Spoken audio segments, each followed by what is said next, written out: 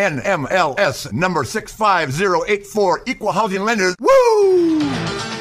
Today's episode of What Happened When Monday with Tony Schiavone is brought to you by brandnewhouse.com. Of course, we've been telling you for the last few weeks about how you can get your very own brand new house with as little as just $500 down.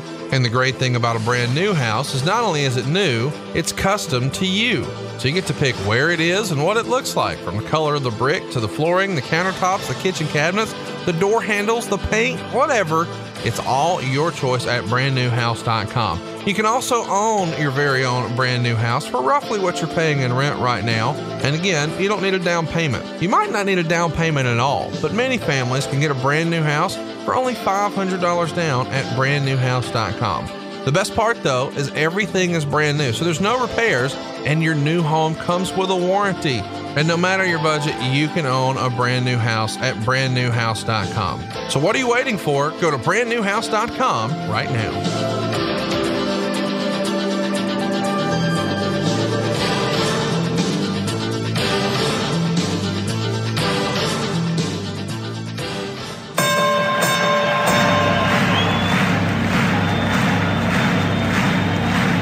Ladies and gentlemen, welcome to the main event.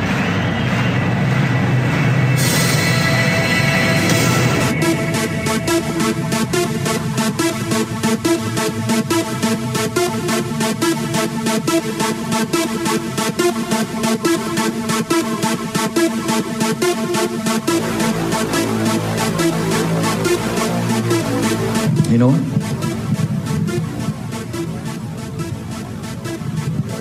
I'm not leaving. I'm not leaving.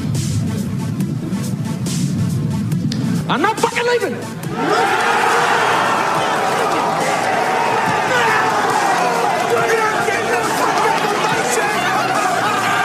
The show goes on!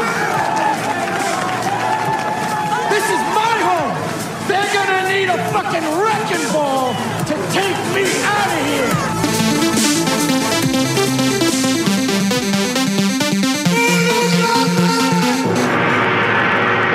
Welcome to WHW Monday. Tony Schiavone and Conrad Thompson. Jim Crockett First Arcade, 605 NWA, TV title Cajun Omni, the Bunkhouse Stampede, Flair and Horseman, Garvin, Bogey, Magnum, Dusty, Express Tag Team, Turner, Bond, Mid-South Joint World Championship Wrestling. Talking about the great years of World Championship Wrestling, the NWA, and Jim Crockett Promotions. Tony and Friends North they win, look Schiavone's back again. World title split off, center stage, Bischoff, Disney, Hogan, and Nitro, New World Order, and The Crow, Thunder, Russo, Arquette, Champ, Vinnie, Mac, simulcast. Tony's back with Conrad, not your classy podcast. Watch along, try not to laugh, lowest rules can't pass. This wasn't the initial plan, Tom Zigg's a good-looking man. Klondike Bill, make a chant, Tommy, you come over here. What happened when? WHW Monday. And now, let's go to the ring. And here's your co-host. Hey, it's Conrad Thompson. Hey, it's Conrad Thompson, and you're listening to What Happened When Monday on the MLW Radio Network. And Tony, it feels good to be back. We are back. Conrad Thompson. We are back. How does my voice sound today? Okay. Oh, it sounds excellent. And people are just happy to hear you here on their ride to work on Monday. Of course, we thought last week was it, but instead we were treated to a false finish. So we're going to keep the fun going, and we're doing it today with Clash of the Champions 6 from April 2nd, 1989. Today is indeed the 29-year anniversary of that show. One of the greatest matches of all time. And Tony, you were not there to call it, but it's not going to keep us from having fun today, is it? No, because it was a great match, and it was a great match that was inserted, and I think everybody will agree with me on this, into maybe the worst produced show that I've ever seen in my life. Well, that's a hell of a tease. Hey everyone, Tony Schiavone here. Conrad and I will continue with our look at Clash of the Champions Ragin Cajun in just a moment. I want to tell you though, I'm very excited about being a part of Major League Wrestling Fusion. It's a brand new wrestling television program that will begin airing on the BN Sports Network on Friday, April 20th. That's when we will launch Major League Wrestling Fusion. It will air Fridays at 8 o'clock, 5 o'clock Pacific, a replay 11 o'clock, 8 o'clock Pacific on BN Sports. It's part of BN Sports and their Friday Night Fury. So make sure you join us beginning on the 20th of April for Major League Wrestling Fusion. I'll be joined by my broadcast partner, Rich Bocchini. Again, I'm returning to Wrestling on TV beginning April 20th. Major League Wrestling Fusion.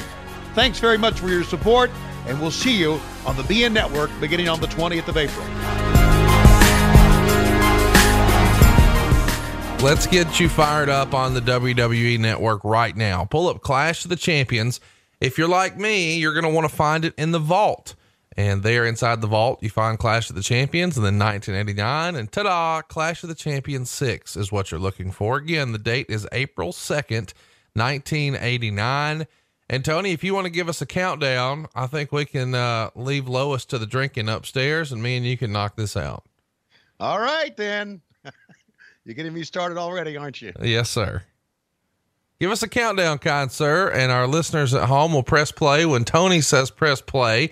And then you're going to watch along with us, and hopefully you've pressed mute so Tony and I can try to improve on perfection, because JR did a one hell of a job with this, but we're going to try to have some fun today. All right, Slapdicks, here we go. In 3, 2, 1, play. World Championship Wrestling. The Nature Boy Ric Flair in Chicago back on February 20th with Tommy Young, one of the referees, went down to defeat Ricky the Dragon Steamboat, and young Ricky and his wife Bonnie, who we understand was really high maintenance, celebrated winning the world championship. And now in New Orleans at the Superdome, ladies and gentlemen, an event that could not be put anywhere else but the Superdome in front of 300 people. Ricky the Dragon Steamboat and the Nature Boy Ric Flair, Ragin Cajun. It's time for the Clash of the Champions on Superstation TBS. Well, Conrad, take a look at what we got here. We have the Superdome. There's nobody in the upper deck. There's nobody in the lower bowl. There are only people at ringside. I don't know how many people were here, but we welcome you to New Orleans and Ragin Cajun. And hi, everybody. It's good to be with you on this beautiful day for wrestling. I'm Jim Ross, along with Michael PSAs. Michael, take a look at what we got here. We're not even fucking lit. We don't look at this, JR. We're in the fucking dark. You would think a big company like this would be able to afford lights to put on me, Michael PSAs. That's exactly right, Michael PSAs. It is dark here. We are going to have 5 title matches, many of those that you will not see on this version of the Clash of the Champions.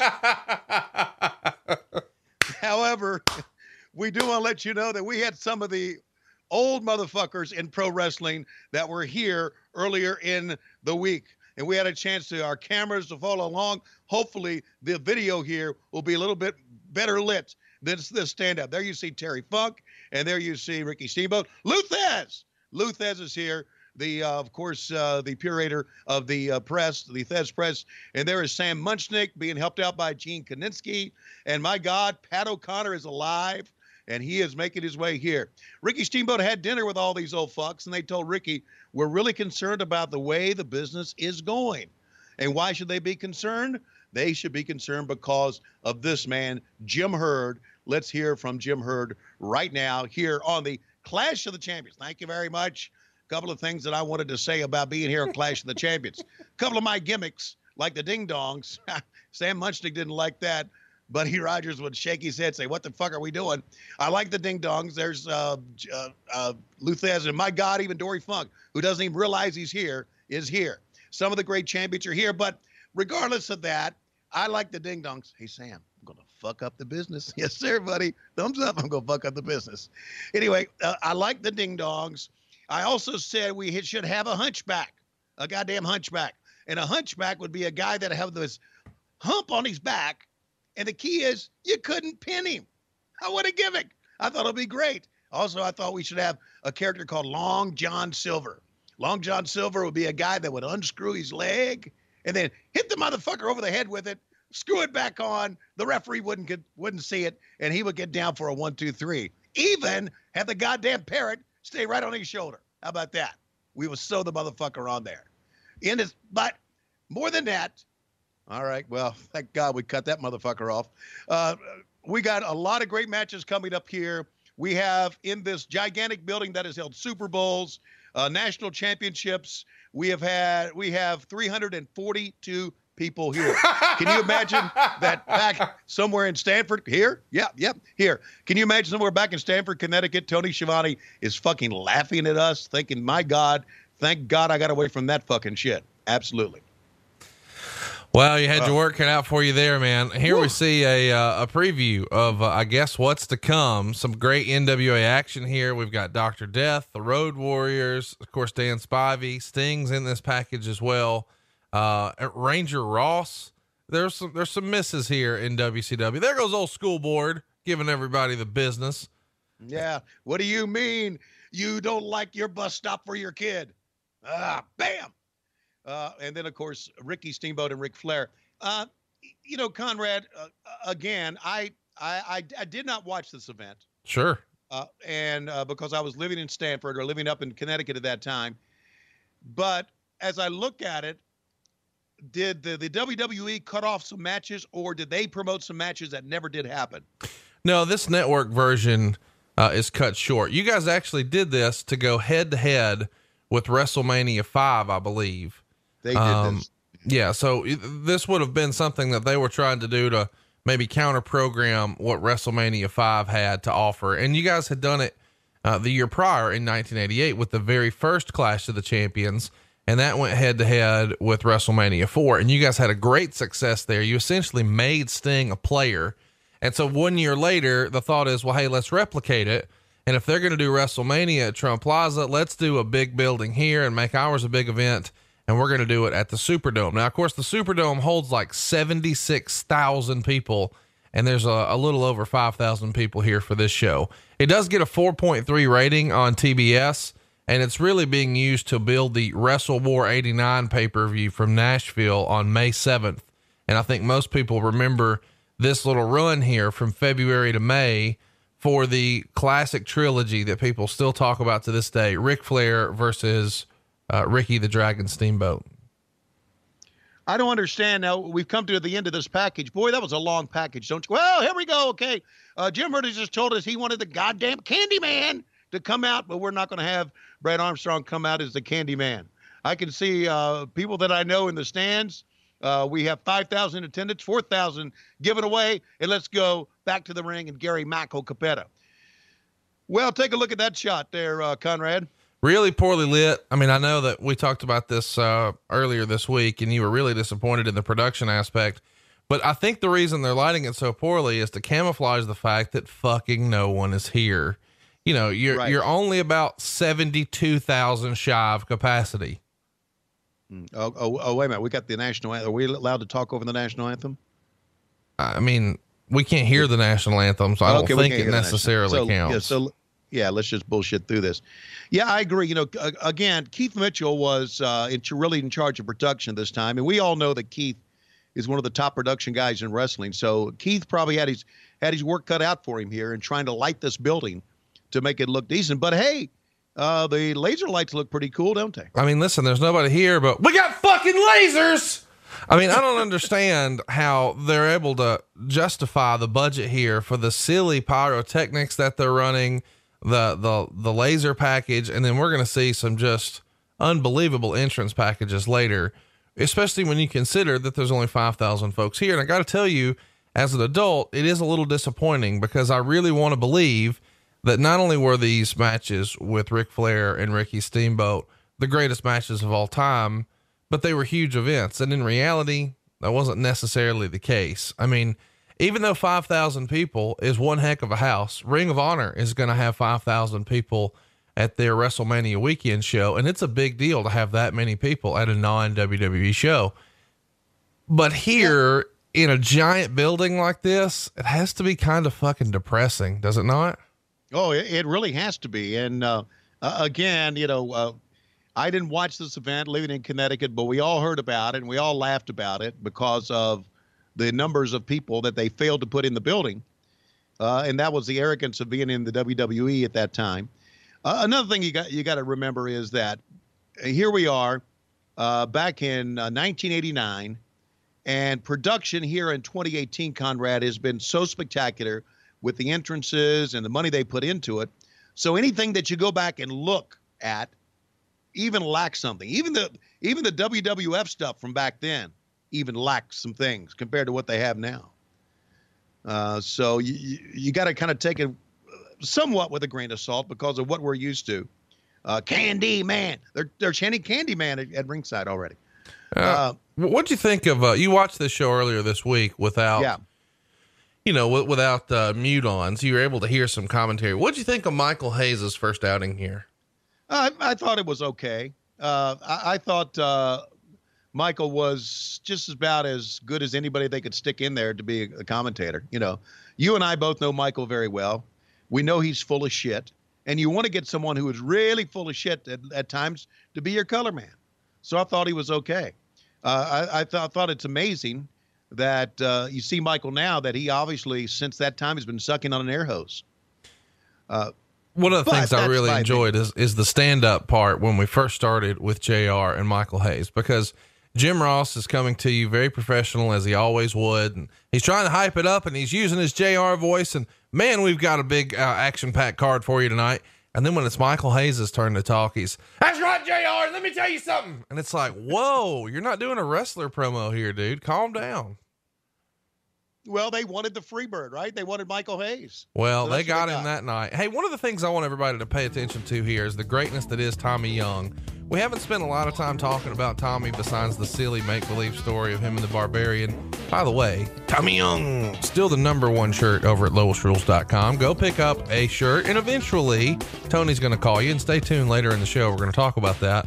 But I want you to appreciate the greatness of Tommy Young as a referee. A lot of times as wrestling fans, we really focus on the action. We don't pay very much attention to the referee. You're going to get a lot of opportunity to see Tommy Young do his thing, and maybe why he was arguably the greatest referee of all time. One thing that Tommy Young, and I brought this up about referee. Hello, sweetheart. I wonder how old they are now. Pick up and a scoop slam. One thing I've always brought up about referees that makes them great is that the reaction, facial reaction, body language to what is going on in the ring. And Tommy Young was the best at that. You know, he would make sure, as you can see, that the other guy gets out. He would turn back to the action when there would be a high spot. See how he would do? His facial reaction, the way he would get down. And athletically, Tommy Young was athletically as good as anybody in the ring because of the way he could hop around and jump around and slide in and make a count. It's really easy to see the influence that Tommy Young had on referee Charles Robinson. Wouldn't you agree? Oh yeah. I think he's had an influence on every referee since then. And I think most referees, like wrestlers now, appreciate the nostalgia, appreciate the history of wrestling. And I think referees that you see now, especially guys who are in independent wrestling, they watch this stuff. They watch Tommy Young. And see how Tommy Young checks the hold? A screen by Paul Lee dangerously, and Tommy kind of turns his head. And now Cornette's running around, and he gets involved in that. Let's also pay some attention here to Jim Cornette. Jim Cornette is getting major heat with the crowd. The crowd's getting riled up. They're paying attention to everything that he's doing. And you also see one of the other more underrated managers of all time, Paul Lee Dangerously. Of course, these days we know him as Paul Heyman. But man, this Paul Lee Dangerously character with the cell phone and the whole gimmick from this era, this really had an impression on me as a kid. Well, it should have, because, I mean, go back and think about the great managers in the business, and Paul Lee and Jim Cornette are on that list. And Jim Cornette had some serious heat in this territory, being the Mid-South territory one time. So the fans knew him very well. And he was very active in the ring, and he was very active. You know, Jim Cornette and Paul Lee Dangerously approached the match as if the match was real, as if that they were, you know, they were into it, that they were talking about strategy, and they were also coaching their guys in the corner. So they both were very good at what they did, and they were both very obnoxious, not only on their promos and ringside, but in real life. They were both very obnoxious. So it was very easy really to for them to be heels. It's also of note here that Fatu, one of the members of the Samoan SWAT team that you're seeing here take on the Midnight Express right there, the fellow in the ring, who's tagging out, that's going to be Rikishi one day. Who would have ever imagined that Rikishi would go on? I mean, that this character that we're seeing here would go on to be one of the more iconic characters from the hot period of WWE. And it's all based on his ginormous ass and rubbing it in someone's face. Who would have thought? I know. How about that? And how about how the Samoan family in pro wrestling has developed, or has had so many guys, so many different generations become fine wrestlers. The Usos now, who are in the WWE, there are guys that we have seen in Major League Wrestling who are part of that Samoan family and generation. It's just, it really is amazing. It really is. You know, I saw Rikishi at an autograph signing a number of years ago, and I talked to him, and he was talking about being a member of the Samoan SWAT team. And I said, well, you know what? That's kind of when I wasn't there, but I do remember. And you're right. He became so iconic, and they are as tough as they can be, man. One of the things I always really enjoyed about Paulie Dangerously, and I even recognized this as a kid, is sometimes he had the Saved by the Bell Zach Morris special, the brick phone, the Gordon Gecko. And then other times he had a fucking cordless phone like my grandma. Right. It's just amazing. Like, right. You know, in my head, I'm thinking, man, he ain't picking up nobody out there. That shit ain't 900 megahertz. No, it's not. But when he had the big brick phone, you knew that probably it's going to get involved in the finish some way, right? Absolutely. Yeah. He had a great mullet at that time too, that he has obviously since lost. You know, what's fun too, is I think, you know, time is just a funny thing. And we always like to talk about, you know, how fascinating time is. And I guess maybe that's just me, but you look at, you know, this is 1989 here, and we think of Paul Heyman as being, you know, an older guy because we're used to seeing him on TV now, and he's only 52, but he just feels like he's been around a long time and blah, blah, blah. So as a kid, you just assume everyone's much older. Paul Heyman's 24 years old here. Wow. 24 years old. 24 years old here. I mean, how crazy is that? And of course, he, you know, the developer, I guess, the owner of ECW. So he had a profound impact in the business, and good for him that he has stayed in the business as long as he stayed in it. And Jim Cornette, again, another guy we just, and I'm saying this from a place as someone who's 7 years old when this match is happening, 8 years old when this match is happening. You just assume when you see an adult, you're like, oh, they're much older. Jim Cornette's only 28 here. So you've got two of the all-time greats on the outside of the ring when they're just 24 and 28 years old. The idea that a manager comes in and really sets the territory ablaze the way these two guys did everywhere they went is almost unheard of in 2018, to be 24 and at the top of your game as a manager on TV. One thing that made him at the top of their game, and I'm especially talking about Cornette, because I'm not so sure, to be honest with you, and I'm sorry about this, of Paulie Dangerously storyline leading up to us, but I know that Jim Cornette worked a lot of old school territories, so he knew how to work crowds, and that was a big education for wrestlers and managers back then, Conrad, to be able to go out to the territories, to travel overnight, to travel with the boys, to be able to work up the crowds, pound on the mat if he need be. And they both learned that old school style. And I think that may be one of the reasons you don't see many managers today, especially in the WWE, because they just do not have the education to be able to be a manager. Well, it's a television product now too. So what you're seeing Jim Cornette do right now would never happen on WWE, because on WWE, they don't ever put their back to this side. You know, by design, they leave this front portion facing the hard cam blank, and they work the other three sides. You'll almost never see a referee turn his back to that side, and you almost never see a manager there. They always work the other three sides. But this at the time was a different business. This is very much in the live event business where we're selling tickets. And sure, we're on TV, but we haven't really catered our product to be all for TV. Like, all of our revenue is not really tied to TV. These days, you don't need the managers to work the crowd as much because it's a television product. Well, that's true. But also back then in 1989, I'm working for the WWE, and they even knew that back then. Right. So they were ahead of their time production-wise, knowing it was still an arena business back then. But for television, you had to make sure that Jim Cornette was not with his back to the camera. See, Vince McMahon back in '89 wouldn't have let that happen. He would never let this shot happen. That wide shot where you could see the first 5 rows underneath the hard cam, that would never happen. Exactly. There you see Tommy Young and how athletic he is, sliding over, making it count, and making sure one of the Samoan SWAT team back to where he belongs. No, you're right. He wouldn't have allowed that to happen. And not only that, this is, we talked about it being dark. This match is very dark as well. I mean, it's as if the ring lights on the near side are dipped down. They're in the light on the far side here, as you can see, or in the middle of the ring. But when they get close, look at Stan Lane, the left, he's in the dark. So it has, I love just ripping on this shit. It has an old school, like house show feel to it, which I kind of like. I know you don't like it, but I actually like when the crowd's not lit. And I know it doesn't come off well on TV, but it makes it feel more authentic to me. Yeah, okay, there's something to be said about that. But in this era, you got to keep up with the Joneses, or Vince McMahon's going to drive in the ground, which he eventually did. Of course, in the corner being worked over right now, Huntsville's own beautiful Bobby Eaton. Do you have any fun Bobby Eaton stories? I feel like he's one of the more underrated workers. We've covered a lot of his matches here, but you haven't shared a lot of fun Bobby Eaton stories with us over the years. Well, he and Arn Anderson were very good friends. Very close, because they both moved to Pineville, North Carolina, which is outside of Charlotte, which is right on the South Carolina border. It is a bedroom community of Charlotte, North Carolina, a very nice place to live. So they were like neighbors.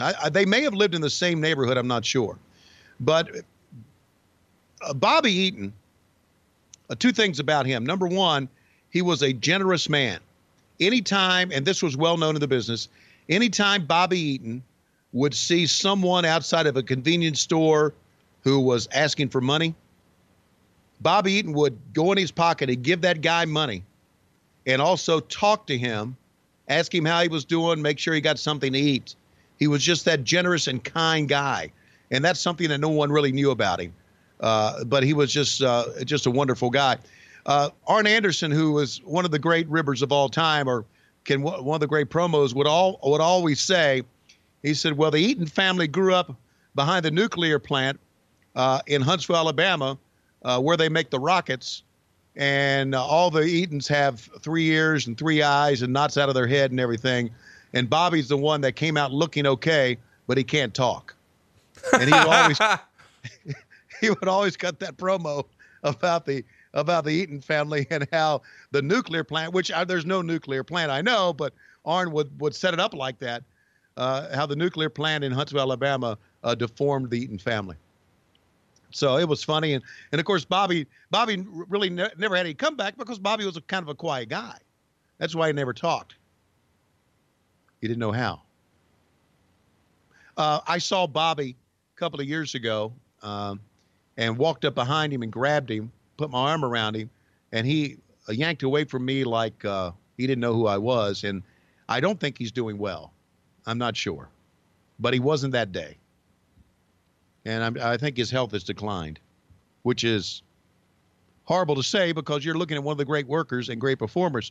And I think I've told this story before too. When I used to ring announce at the Omni, and they would wrestle, the Midnight Express would wrestle, Bobby would always do this spot to where he would tumble down towards our table, and I would hop up and run away, and he would come up to me and grab me and say, push me. And I would push him, and he'd take a bump for me, which it would get a pop. And I always thought, well, that's cool, but you shouldn't let an old fat announcer push you down, right? If you're one of the top wrestling stars in the world.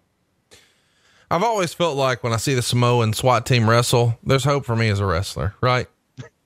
I mean, it's funny because I just recently watched WrestleMania from this era, and it's clear that, the steroid policy at the time was do more, God damn it. But here it's like, no, nobody's even sniffing a drug test here. I mean, no worries. Yeah. But they're stopping at McDonald's with a case of beer. Yeah. This is going right to bed. Yeah, this is the old Milwaukee territory right here, right? That's right. This is Absolutely. This tour is brought to you by Pabst Blue Ribbon. Absolutely. Stan Lane was not that way though. Stan Lane always had a phenomenal look, and Stan Lane has a little bit of a legacy amongst internet wrestling fans who have said, "Hey, this is the only guy that Ric Flair ever trained." Do you believe that to be true? Yeah, I don't know the story behind that, but I would say probably yeah. What a great spot here where the Samoans butt heads and then immediately come to blows with each other. Good stuff. Yeah. Also, another thing about Stan Lane very quickly, he looks phenomenal now. Have you seen him lately? No, I have not. I know last I heard he was doing something with like a boating show on cable. Yeah. Is that right? Oh yeah. He is aged quite well, and he still looks very, very good. Very, very in shape, and beautiful wife. So he's doing quite well for himself in his post-wrestling days. Every time a Young goes down, tells everybody a 2 count. I feel like we should mention here that this Midnight Express is my favorite version. And I know that that's blasphemous to a lot of our listeners because they grew up on Bobby Eaton and Dennis Condrey, but I grew up on this version. This is what I saw first. And I can certainly appreciate the old matches that Bobby and Dennis had together, but this is what I saw first. But no matter which version you liked the most, I encourage everyone to pick up Jim Cornette's book, all about the Midnight Express. He's the most open that I think anybody has ever been about their run in wrestling in that book. Have you seen that book before, Tony? Yeah. He sent me a copy. He sent me a signed copy of it. And I have it. There's a great, a poem that he wrote about Jim Herd being the Grinch. That's in that book. You got to see it, man. He's got, the hate mail that he received. He put in there, he put copies of old checks, old internal WCW and NWA memos, really, really fascinating stuff, including his diary and journal of what he thought the houses were and what his payoffs were for all the shows. And it chronicles the entire run of the Midnight Express, and we can't put it over enough. And if you are interested in that, Cornette's Collectibles online is where you can find it. And, I can't recommend it enough. I think he's still got just a few left. So go check it out if you haven't already at jimcornette.com. One of the true greats in the business and one of the collectors in the business. You know, I used to go over to Jim's house because he lived in Pineville, North Carolina, and I lived very close to Pineville at one time. I used to go over to his apartment, and we used to watch old videotapes. That's where I saw some of the classic Tupelo concession stand fights because he would show me those videotapes. He had videotapes of everything. And I don't know. I guess he's transferred them all to digital by now. At least I hope he has, because those things will end up deteriorating. I think he's got it on every single version from what I understand. And I haven't been to the castle, but apparently he has the most ridiculous wrestling shrine of all time, like a library that would be, second to none. So he adored the business. He loved the business. He grew up in the business as a photographer, and that's why he became one of the most successful ones in the business. Yeah. Very opinionated. It's no secret that nobody loved the business quite like Paul Heyman and Jim Cornette. And we see him doing so well here at a young age at 24 and 28.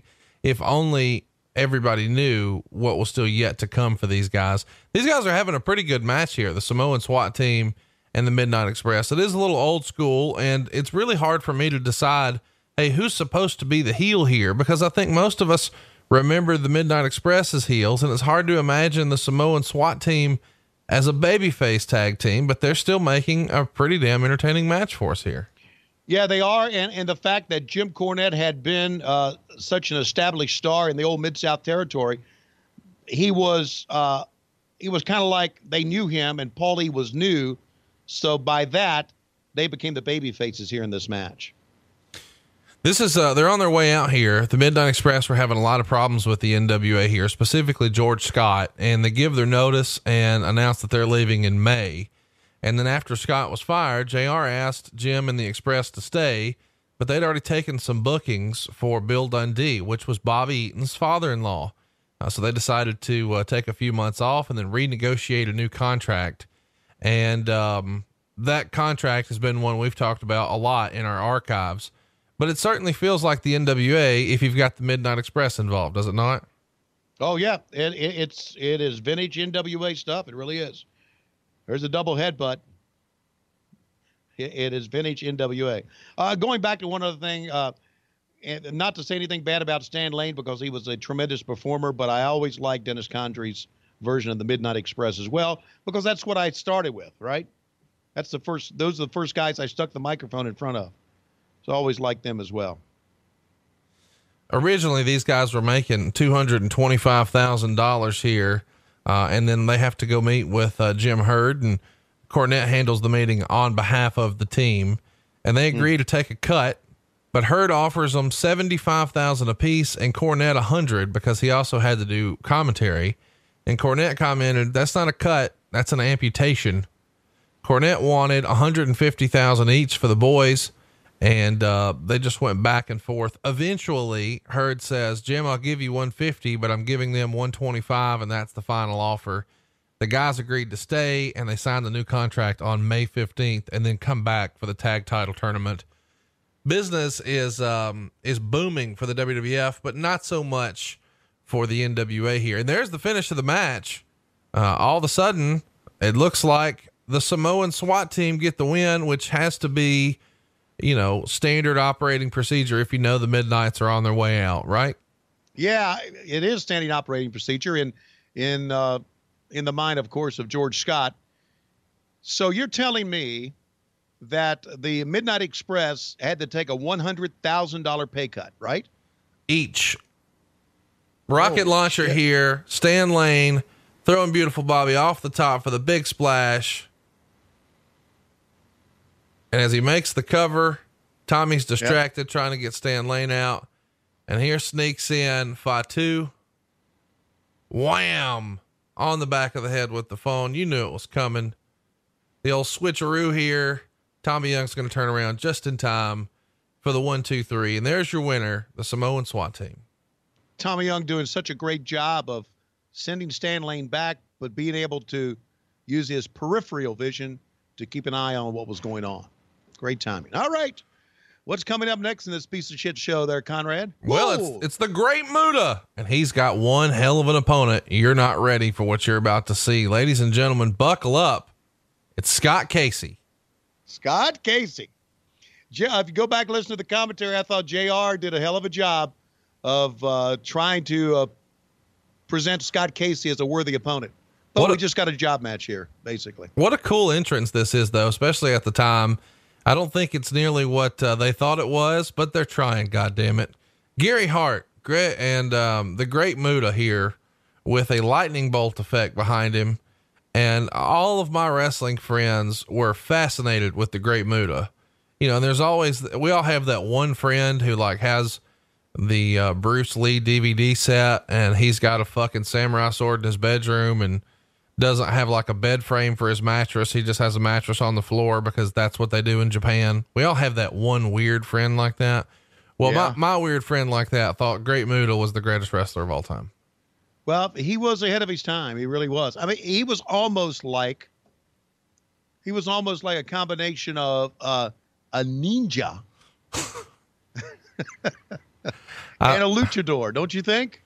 Well, I mean, I get what you're saying with luchador because he is wearing, a mask. Of course, it's a mask of paint instead, but the impact on his moves is what still stands out to me. Obviously, he's trying to do some mystique, and I think people maybe look back at this and think, "Oh, this is kind of silly." But you've got to remember, in this era, in the 80s, kung fu movies were fucking huge on VHS, were they not? Oh my God! Oh. Not only huge on VHS, I'm talking about even before then, back in, let's say, the early 80s, late 70s, we used to go to the drive-ins and watch double features kung fu movies. Somehow I called Steve Casey, Scott Casey. My mistake. Turns out nobody fucking cares. That's right. And again, you have this, and you have and you have a job match here, and yeah. Phenomenal look though, right? I mean, how fun is this? At the time, you have to appreciate, it was a different time in America and just an entertainment. So people felt a certain way about Japanese wrestlers because it had been the stereotypical bullshit where, oh, it's the sneaky wrestler. And there was even a term in wrestling, oh, he Pearl Harbored him whenever you attack someone from behind. Of course, you could never do that today, but that was sort of what was happening in the era. And so automatically anyone Japanese was a heel, right, Tony? Sure. You know, the term Pearl Harbor is kind of still used today. And there's the mist that everyone is so fond of and probably most identifiable. And Muda's not the first one to do it, you know, and do this whole mist gimmick, but he is arguably the one that most of our listeners remember the most because this is what we grew up on. Who's the first character in wrestling you remember doing mist? The Great Kabuki? I think most would say that, you know, just a generation before here. But Muda, as part of his presentation with the entrance, the moonsault, the handspring elbow, here we go. Signature move there from the Great Muda. The mist was an impressive part of the package. Tell everybody at home how the mist was produced. I think most people know, but some of our listeners may not have heard exactly how that goes down. From what I remember and what I was told, it was basically green powder, a green powder substance that was put in the mouth. Now, what exactly constituted the powder, I don't know. Can you enlighten me on what you've read or what you've heard? Well, the rumor and innuendo is that a lot of times it was just food coloring. Okay. And they would either carry it in their mouth, and some guys would actually put it in a little balloon or a condom and then bite into it, and then boom, it's released and you're good to go. So that's sort of the idea. Is a lot of times it was just food coloring, but it's always been fascinating to me. And of course, you know, we're little kids, so we're buying into this shit in a big way. So we wonder, hey, is the red mist something different than the green mist? Of course, that's silly shit now as an adult, but as a kid, it's like, oh, that red mist must be the shit, man.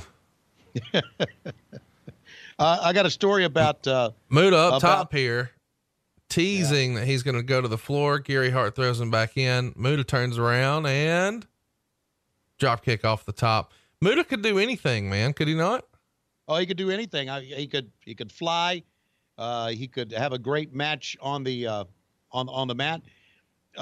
Gary Hart was also the manager of Kabuki back when I was watching wrestling back in the day. So Gary was very familiar with the green mist and you know, we talk so much about Cornette and Paulie Dangerously. We should give props to Gary Hart as well, who has since passed away. Yeah. Gary Hart has one of the most popular and hard to find autobiographies about wrestling ever. And it's something that if you can find a copy, it usually goes for hundreds of dollars. There are a couple of bootleg PDFs floating around on your Google machine, but it's one of the most sought after wrestling books ever. And, probably the favorite of your great friend, Mr. Court Bauer. Have you had conversations with Court about Gary Hart over the years? Yes, I have. Gary Hart was was instrumental in Court Bauer's career. Also, I can remember a time that, this was back, early 80s, back when I first started, and we were doing the interviews back in the old Crockett garage, and Doug Dellinger came in and had a meeting with the boys and told the boys, guys, we don't want any of you guys to be caught drunk driving. So I'm going to tell you, you do what you want to do because you're grown men, but after the matches, don't drink, don't have beer, and drive to the next town. And Gary Hart, I remember Gary Hart saying, and he said it to where everybody could hear it. He said, I understand what you're saying, but there's absolutely no way, fucking no way, the boys are not going to have a beer after a match. It's absolutely impossible. I don't know why that stuck with me, but I think it was because Gary was very vocal to Doug Dellinger, and during that meeting that time that he spoke up. So never will forget that. Isn't it funny how things stick with you from back then? It is funny, you know, cause you never know exactly what the memories are going to be, but I've got a lot of wrestling ones as well. And probably the most prominent one for Muda is the moonsault. Is he the first guy you saw do a moonsault? Yes, he is. He may not have been, but it's the first moonsault that had an impact on me. You know, it's hard to imagine that that's such an innovative move. And I know a lot of younger fans are probably watching this and saying, what's the big fucking deal? Like the guys in NXT are doing much bigger shit than this. And I get it. But at the time, this was really innovative. And Muda had just debuted on TV on like the March 18th episode of Saturday Night. So 2 or 3 weeks prior to this,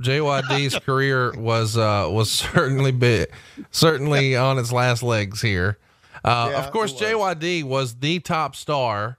And I don't know, sometimes people look back at these and they say, why's this fucking JYD match on here? Well, because JYD once ran New Orleans, man. When Bill Watts had this territory really, really hot, he was on top and the major draw. He was the Hulk Hogan of this era, if you will. And one of the other reasons that Michael P.S. Hayes is the announcer is not just because he can talk that shit, but because of his feud with JYD. And you even see Hayes turn around to make sure he's keeping an eye on the dog, because they did a blinding angle that eventually drew some of the best houses they ever did here at the Superdome. And it's funny that just a few short years later, JYD still on the inside, and on the outside calling his match is Michael P.S. Hayes. What a small world wrestling can be. And of course, we were talking about that right there, Conrad, and you missed it. But Klondike Bill is at ringside as well. Diane Keith is the blonde who is the manager, and Klondike Bill was there ringing the bell. Well, so there you go. Pay attention, boys and girls. I'm sure we'll see Klondike here again in a few minutes. And by the way, there's another Hall of Famer in the ring. Peanut Head. Woohoo! Holla, holla. Holla, holla. Let me tell you something, Tony Schiavone. Homie, don't play that, and you know what I mean.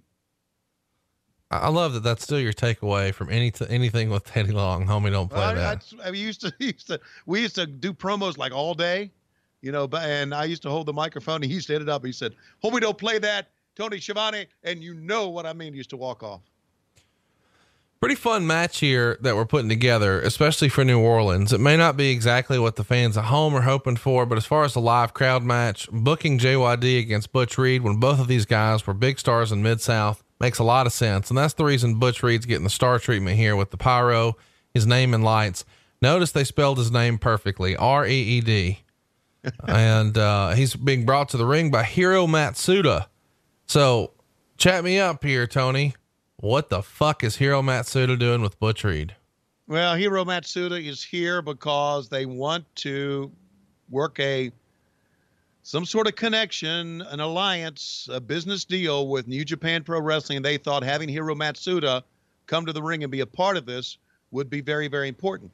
And you also know earlier on, we saw that they were trying to, as best they could, celebrate the legacy of the NWA. So the Hiro Matsuda was part of that. And so they just brought his ass to the ring. I mean, they used Hiro Matsuda a lot. Dusty did back in the 80s. Butch Reed here, obviously super over from the old Mid-South era. And he's done a little bit of bouncing around. The rumor and innuendo is that he was supposed to be the Intercontinental Champion in the WWF, but he no-showed and he lost his opportunity because of it. And eventually the run went to Honky Tonk Man. Did you ever have a conversation with Butch Reed about what went wrong in the WWF? You know what? I did talk to him about being in the WWF because I came back, and they were doomed, but we didn't talk that much about it. And he was kind of a quiet guy as far as going into details about what is going on and what had happened. I don't know. Did you ever hear the story why he no-showed? He never did really come up and say anything about that or admit to it. I'm not sure why he no-showed, but I do know that the rumor and innuendo is that Ricky Steamboat was unhappy and wanted to leave. So instead they were going to have him drop the belt to Butch Reed. Butch Reed no-show. So Honky got the spot, and the rest, as they say, is history. He went on to be the greatest Intercontinental Champion of all time. And Butch Reed went to sell punches for JYD in the Superdome instead. Yeah, here's the deal. Butch Reed was known as at times a very difficult guy to deal with business-wise. He was not that way in the backstage area with us. Very calm, cool, collected, and a very friendly guy. But he was also known as a guy very tough to do business with. So that could have been part of it. JYD was, some would say affectionately and some would say not so much, referred to as the junk food dog by Dave Meltzer. Do you have a response to that? Yeah, fuck Dave Meltzer. And I say that as a shoot. Oh, okay. We're escalating things. As a fucking shoot. How dare some sort of, punk who in his basement in California jacks off to Japanese wrestling would say this about the junk food dog. I'm sorry, the junkyard dog. Well, I mean, why would he say that? Why would he? Give me an answer. Give me a fucking answer why he would say something like that. Well, because he's trying to get himself over and he put on some weight and he wants to be funny. That's right. But I mean, here's the thing though. You're saying fuck him for that. But meanwhile, we're over here, Cowboys for Angels and up. So, I mean, Meltzer's doing the same thing we're doing. All right. I get that, but I'm talking about the era. Okay. I've been through this. I knew all these guys. I knew the backstage area. I can have a lot of fun with them if I want to. Meltzer was not in the business at all. He was on the outside. And because he wrote about it, he and that other punk, what's the other punk's name? Wade Keller. Wade Keller. Yeah. He and that other punk wrote about it. All of a sudden, they feel that they are a profound influence on the business. Just so I'm clear, you've done some audio stuff with Dave Meltzer, or at least Brian Alvarez. Have you not? Yeah. Yeah. Right. But you still, but fuck them Alvarez and all that. And, we do not talk about Dave Meltzer at all. Okay. So you don't have a problem with Brian Alvarez. It's Dave Meltzer that really is a burr under your saddle. Yeah, it is because I get it. I didn't get it. But I thought I knew back then. But now I know. And I get it now. What do you mean? If Junkyard Dog would have called Dave Meltzer and reported to him, he would have never been called Junk Food Dog.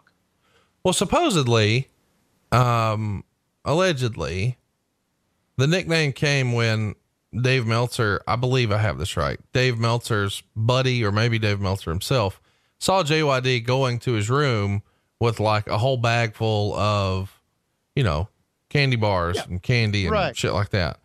Sure, and allegedly JYD knew that Meltzer was just kidding around and having a good time and hugged him when they actually met about the whole junk food dog thing. He thought it was pretty funny. Okay, well, good. And that's because he's a better man than me. Here's a pickup in a slam. He was not a good worker at all. It was a slow paced match. You had to really sell for him. He was not a good worker, but again, a perfect example of a guy who wasn't a good worker. But if you had a good rap, if you could talk and the fans could get behind what you were saying, Dusty Rhodes, a perfect example. You could get over like hell. Obviously Dusty Rhodes was a much greater wrestler and a much greater talent and all that, but it almost always reminded me that JYD was almost like a black Dusty Rhodes, in that he had this innate charisma where he could just make a face to the camera, and just the way he held his head and the way he used his words and the way he expressed himself, you just were captivated by him and you were like, I want to watch more of this. Now, as Bruce Pritchard would say, and then the bell rang. And Dusty would still entertain you, but JYD, maybe not as much. But the promos and the way they would deliver them, you just wanted to watch. Anytime they were talking, you wanted to see it. The promos are what got the fans in the building. That's what got the fan. That's the end of that. And I don't think we have enough good promos. I don't know who in NXT is developing promos now with the guys to move up to WWE, but it's not what it used to be, buddy. And they don't have the time to do them. Look, back when we first started doing World Championship Wrestling in the studios back in the 80s, Ric Flair would go out, Jim Cornette would go out, JJ Tully would go out, and Dusty would stand in the back in the control room and let them go until he thought it was time to wrap it up. And sometimes they would go 2 minutes. Sometimes they would go 3 minutes. Dusty would always make the call. It's time to wrap it up. So they were able to, as wrestlers, they were able to freestyle and they were able to say things. And that's why the interviews were so over back then, right? People talk about the great interviews I did with Ric Flair. I never did an interview with Ric Flair, just kind of held the microphone. But that was back when they were freestyling. They had no time. And you can even remember sometimes when Dusty would say, wrap them up. And the guy would wrap Ric Flair up, and Ric Flair would say, Don't wrap me up. It was great stuff, man. That shit, starting here, that shit was lost. and is really lost today. It's kind of fun as I watch this. I think a lot of people, myself included, sometimes forget that not very long after this, the referee in this match would actually be a manager for one of the guys in the match, because, you know, Teddy Long's going to manage Doom. And then of course, Butch Reed is going to be under a hood as one of the members of Doom. And it's fun sort of watching these old shows like this. And at the time, of course, you don't know that this is going to happen this way, but it's almost like when you go back and you watch a show like Breaking Bad again, and you're like, oh, well, shit, that makes sense now. I didn't catch that the first time, but you catch it here and you're like, oh, okay, there you go. I know it's back in the archives. We've talked about Teddy from setting up the ring to being a referee, to being a manager, to being a Hall of Famer. You know, Teddy's done it all.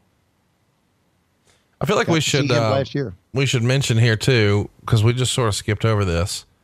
Michael P.S. Hayes just celebrated a birthday. He turned 59 years old this past week. Do you have a message for Michael?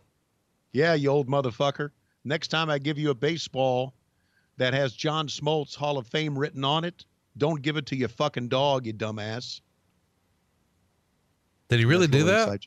Yeah. Yeah. I got like, I don't know, 5 or 6 John Smoltz Hall of Fame baseballs. I've given to my sons. I've got one for myself, and I had another one left over. And I'll think, I know that, that Michael Hayes is a big Braves fan, which he is, a legit Braves fan.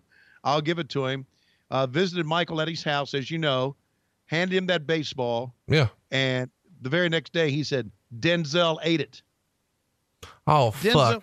Are you serious? Yeah. Denzel fucking ate the baseball. No, I mean, I was there when you gave him the ball, but I didn't know that he let his dog get a hold of it. What the flying fuck? I should have put it up in his room, you know, up in his trophy room up there instead of handing it to that dumb drunk ass. But there you go. It's my fault. You should have put it, never mind. Yeah. Should have put it in his fanny pack is what I should have done. Well, you know, he's sporting the Doot fanny pack, which is available now over at brucepritchard.com. But enough about that. We need to talk about the fine shirts over at lowestrules.com because, and Tony, I don't even know that you've seen this. Have you been to lowestrules.com this week yet? I have not. I was at lowestrules.com at the wedding, believe it or not, on my phone at the wedding reception, showing everybody, hey, you want a shirt? Go to lowestrules.com. And I was showing them all the different things on my phone, but I haven't been on it since then. Well, up there right now, you know, you guys suggested, the Schiavone family, at the very beginning of our wedding episode, that we needed a Slapdick Nation t-shirt. Well, Slapdick Nation is available now at lowestrules.com. Hot damn. And that's going to be a great seller. Here's the 1, 2, 3, 1, 2, 3. JYD gets the win. Referee gets involved inadvertently. And the Junkyard Dog is your winner. Teddy Long rates. There's Klondike Bill right between them. There he is. Arms crossed right between them. Sporting the headset. He's got his arms crossed because he's mad there's no women out here, but you stay tuned, Klondike. We got a real treat coming your way. Yes, we do. So lowestrules.com. I do want to say something about this as well. You and I talked about it. I get, to me, an email from prowrestling.com with everybody's name and phone number who purchases a t-shirt. And that's how I make my calls. Well, for some reason, starting in the month of February, not every email that I got has a phone number associated to it. So you may get an email from our staff, our WCW t-shirt staff, that says, please send us your phone number. If you do, respond to that email, send us your phone number so we can make that phone call to you. It has really put me behind. It really has. But I'm sorry about that, but that's just the way it is right now. And I feel like I should, coming up next on Ragin Cajun, look at there. An elbow drop from someone not named Dusty Rhodes. Dick Slater. And then all of a sudden, wait, where's Dick Slater? That's what I was hoping you were going to say. I was really excited for you to do that. So that's been cut off the network. And instead we've got Dan Spivey, and he's in the corner with his tag team partner, Kevin Sullivan, being introduced by Gary Michael Capetta. Of course, they're here to represent the Varsity Club with their main man, School Board, in the ring with them as well. My favorite thing of this, though, is that they're introducing that Kevin Sullivan is the games master and that he's from Singapore. How the fuck do you get a Boston accent in Singapore? This was Kevin Sullivan. He always came up with this stuff. I mean, he went from the games master to the taskmaster, right? Yeah. He wanted to be a master. That's for sure. Yeah. Right. Of course, no longer is Rick Steiner in the varsity club, even though he's sporting his Michigan jacket and the headgear. Now he's part of the First Family, and they are the United States Tag Champs. It's him and Eddie Gilbert. But there you go. As Bruce Pritchard would say, Missy Hyatt was all the way live. Yes, she was, man. She looked great. And of course, was she married to Eddie at this time? I believe she was with Eddie here. And, it's interesting that they're using the name First Family, because First Family was really, really a big deal in Memphis once upon a time. And of course, Gilbert had been through that territory and was very familiar with that. And First Family can also help you with your home loan over at 1fmc.com. Isn't that right, Tony? 1fmc.com. Make sure you log on and be a part of my great friend, Conrad Thompson. Here's a cover, 1, 2, 3. Conrad, believe you me, has changed my life. He can change yours. We'll help you save some money on your current loan. Of course, get you a cheaper monthly payment. And maybe the best part of the whole deal is we can even let you skip your next 2 house payments. So if you want to take a spring break from house payments, I'm your Huckleberry. Maybe you want to buy a house. Well, you can do it with no money down, and you don't need perfect credit. And why wouldn't you want to do business with another wrestling fan? It's me. Go to 1fmc.com. We're going to take great care of you. You can even talk to a live person at 1fmc.com. NMLS number 65084, equal housing lender. Man, Eddie Gilbert here, one of the most underrated talents of all time. I can't help but think every time I see him work, man, what could have been? Not only his contributions in the ring, but behind the scenes, he would have been phenomenal, would he not? Oh, absolutely. Eddie had one of the great minds of the business. Not only that, he was one of the nicest guys behind the scenes. When I found out that Eddie Gilbert had died, and I know everybody has their own skeletons in their closet, their own dark secrets. When I found out that he had passed away, I was really shocked, because I thought Eddie would be a guy. I don't know. Would this be wrong to say that he could have been Shawn Michaels before Shawn Michaels? Yeah, I don't think there was ever going to be any competition for Shawn Michaels. Okay. But he could have been the WCW version of Shawn Michaels. That's a tall order still, but look, and I say that because Shawn is still involved in wrestling today. Sure. As a trainer, and Eddie could have been in that role. Oh, in that capacity. Absolutely. As far as cranking out 5-star matches at WrestleMania, probably not. Right. I agree with that, but I'm just talking about his contribution to the business, both in front and behind the camera. Eddie could have been one of those. Well, Kevin Sullivan, I feel like, is another guy who maybe people just talk about as far as, his participation in Dungeon of Doom. And it feels like that's what everybody online wants to talk about. But the reality is he was a hell of a draw as a heel in Florida. People wanted to see him get his ass kicked. They bought that devil worshiper shit, hook, line, and sinker. And, then he went on to be one of the creative geniuses behind Nitro. Nobody knew how to book for heat like Kevin Sullivan, right? Yeah. Kevin Sullivan's, as a matter of fact, there's a lot of Kevin Sullivan's ideas for heat that were shot down by Turner Broadcasting because they were considered not appropriate or too violent. So come up with stuff. Kevin Sullivan, one of the great minds in the business. And it's a shame that we never got to see Eddie Gilbert. Here comes Schoolboard. He is fired up. And this era of Schoolboard is one of my favorites. Like from here forward, I was a big Schoolboard fan. I loved the Michigan singlet. I love the headgear. I love that he's out there just roughhousing dudes. I'm pure power, man. One of the more underrated wrestlers. And it's funny to see him here tagging with someone not named Scott Steiner. Is it not?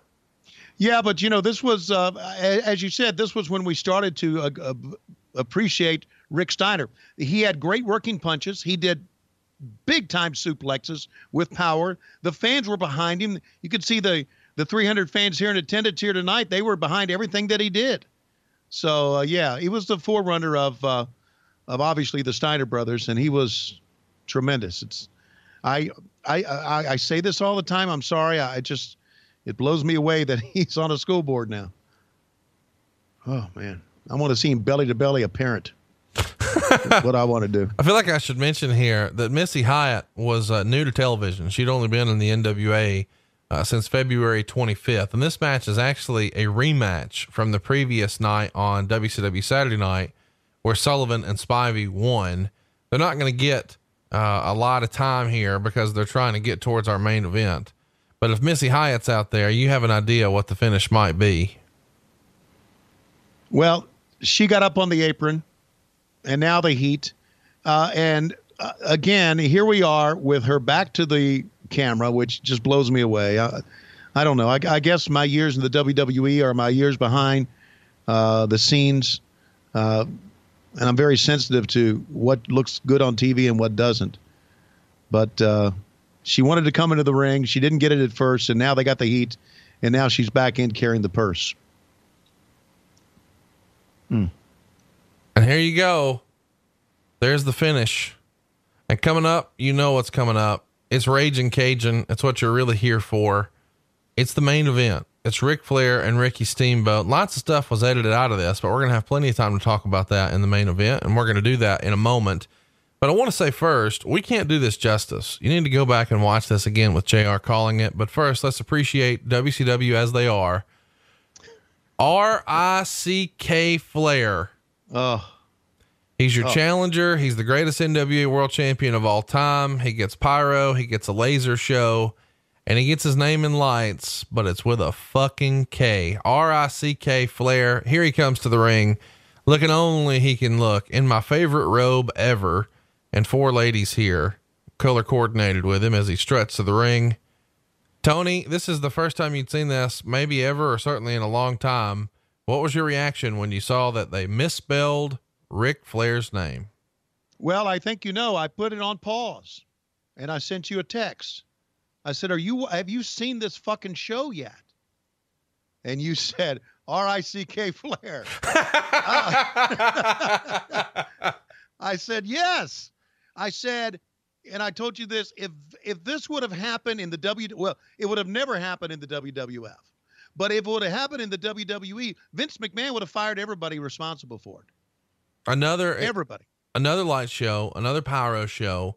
I mean, extensive amount invested here to make the presentation look big league, but the lighting really takes away from it, and the misspelling makes you think they don't really give a damn. It's like the left hand doesn't know what the right hand's doing. And now, are you ready for this silly shit, ladies and gentlemen? It says the Drago behind him because they couldn't get the N in there. And there it is. Finally, the N is there. Here's Bonnie. Here's Richie, the baby. And here's your world champion, Ricky Steamboat. How would you describe the get up that they have Richie Steamboat in here?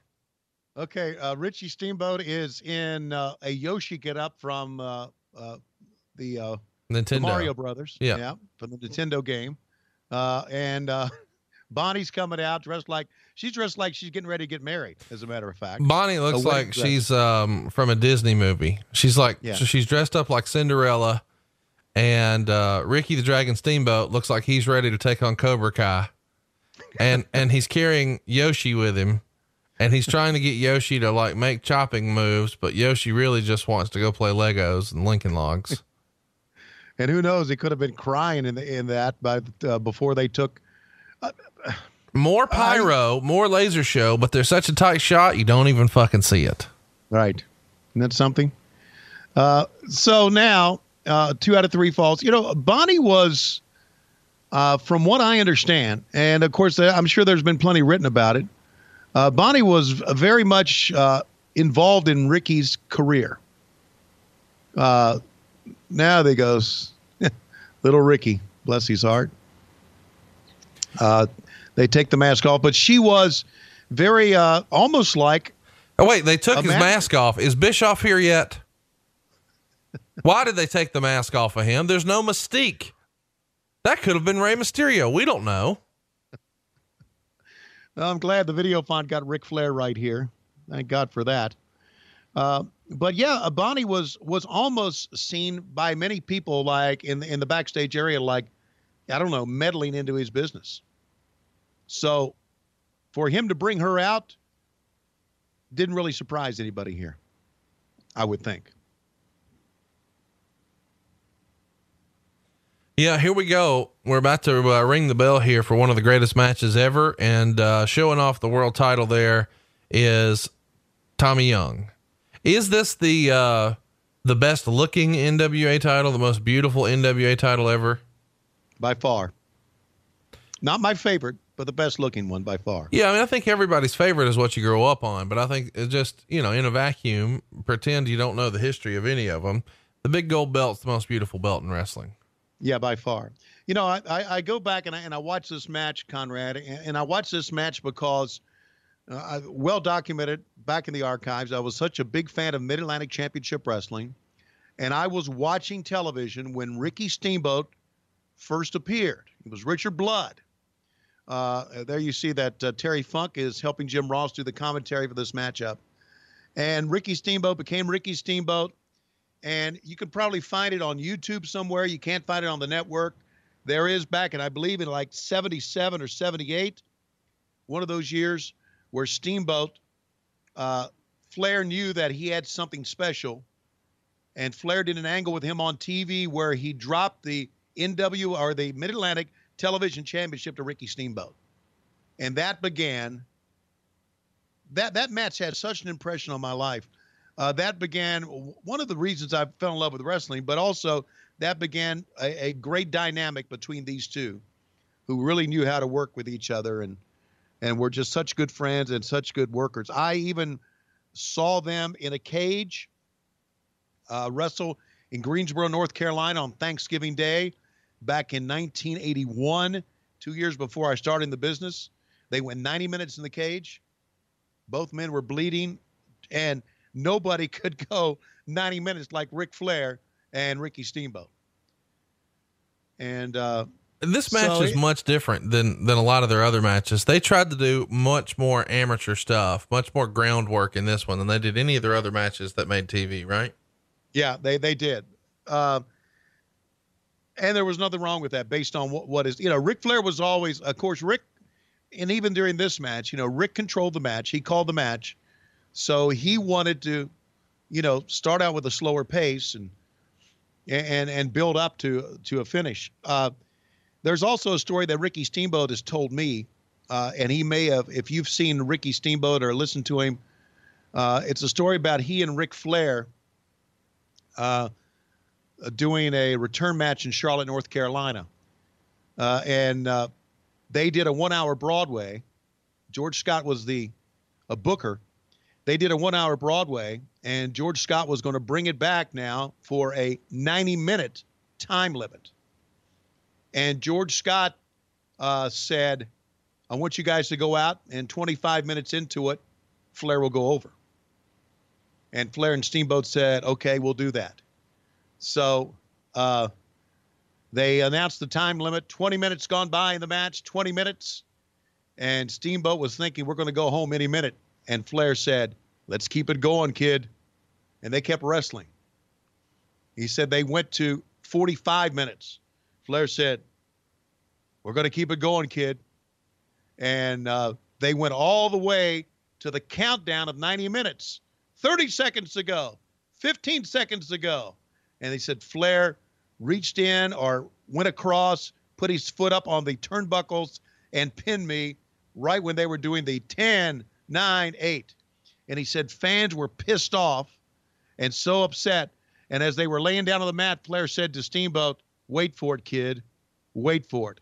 And the fans almost rioted because they were so mad that Flair had cheated to win right at the 90-minute mark before it would be a time limit draw. And when they went in the backstage area, George Scott was so mad, he said, you fuckers, next time we're going to do a 2-hour time limit, and I'm going to make you motherfuckers go 2 hours. Just a little inside story of Flair and Steamboat and what they used to be able to do and how they used to be able to work a crowd.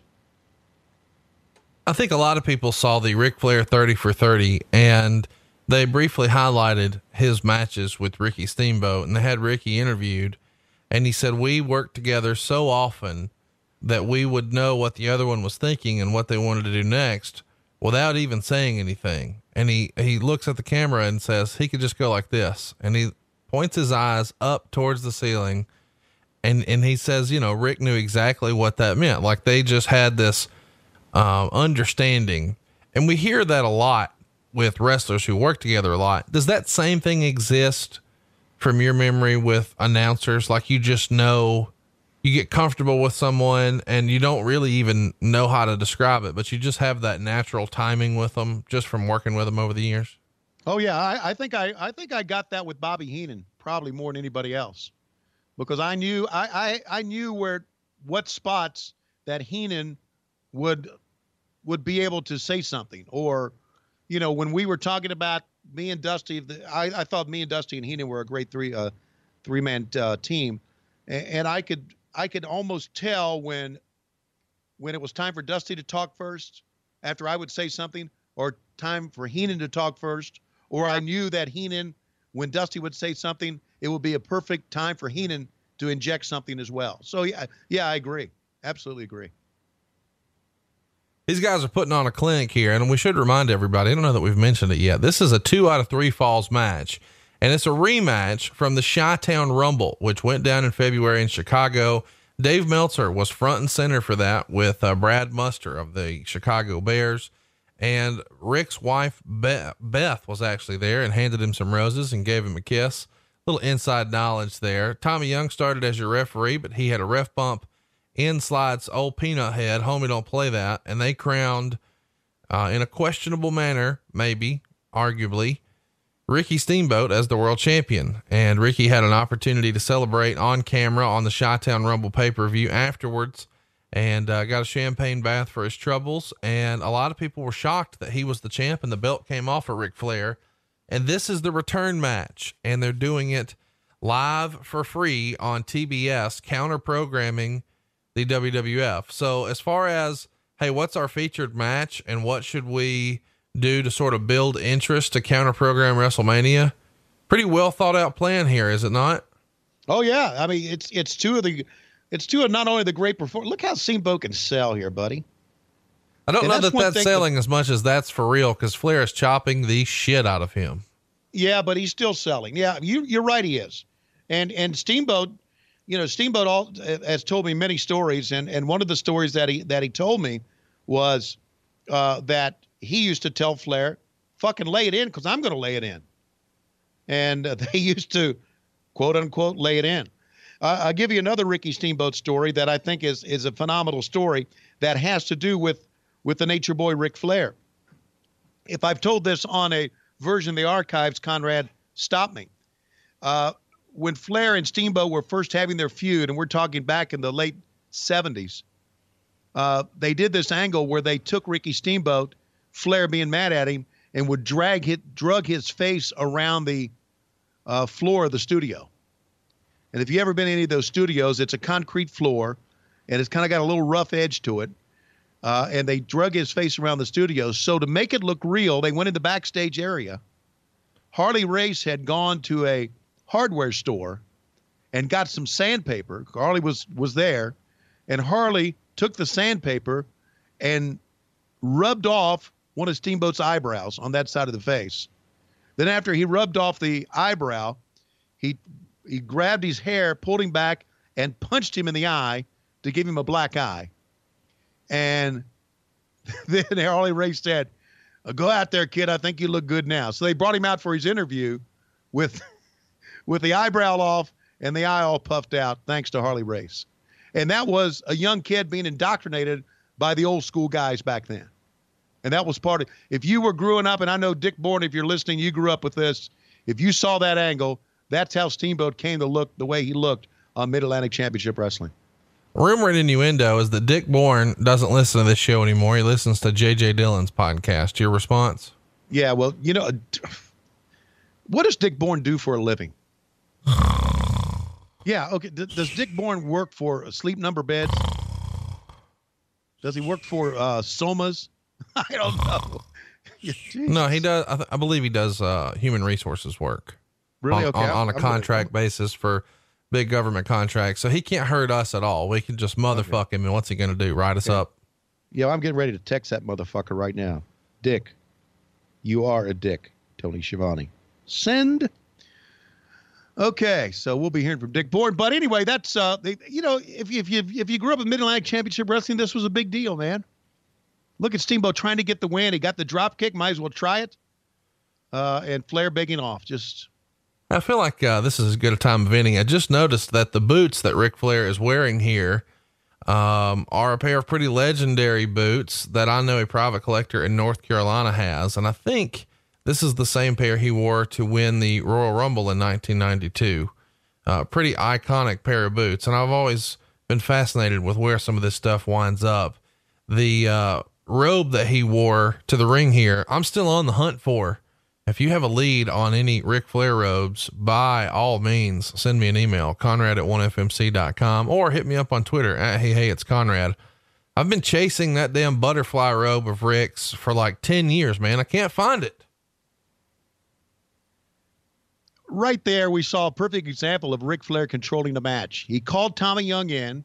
He told Tommy Young what he was going to do. He had Tommy go over and tell Ricky Steamboat to walk in towards me. Steamboat did, and he kicks him in the midsection with the referee's attention somewhere else. So there was there's some communication going on right now here in the Irish Whip. Obviously, you see that. But there was a lot of communication that was done through the referee. The referee was, look, they're a team right here, right? Flair and Steamboat. A three-man team. They're damn right. 3-man team. Absolutely. They're all part of the show, making you enjoy the match. Great false finishes. Well done. I absolutely love this. And look, I'm doing a lot of wrestling now, and it's changed so much. And the fan reaction has now been changed so much. And that's one thing we got to talk about.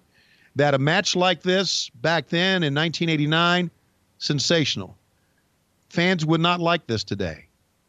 Wrestling fans, WWE fans that go out and, sing along with Nakamura's song or with Bobby Roode or all that. They would not appreciate something like this.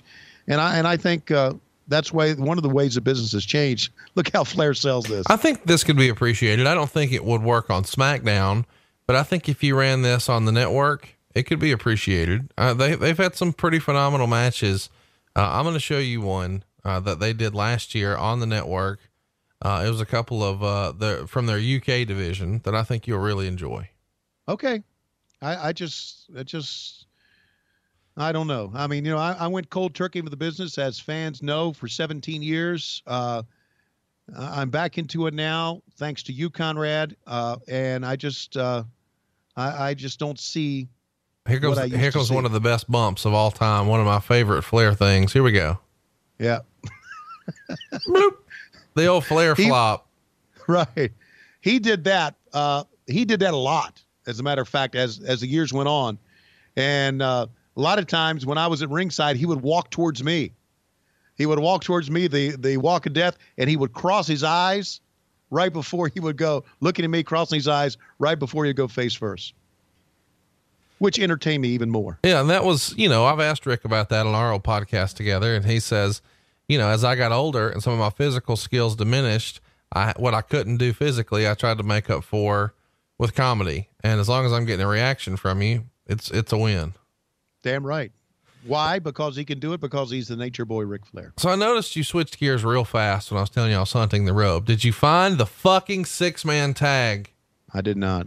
One of your boys, Dusty, finished me on Twitter because I knew that you and Lois were not going to be checking Twitter right before the wedding. So I tagged all your sons and I said, hey, do me a favor. After the daddy-daughter dance at the reception, we need to get this played. And I played a little Mike Jones for him.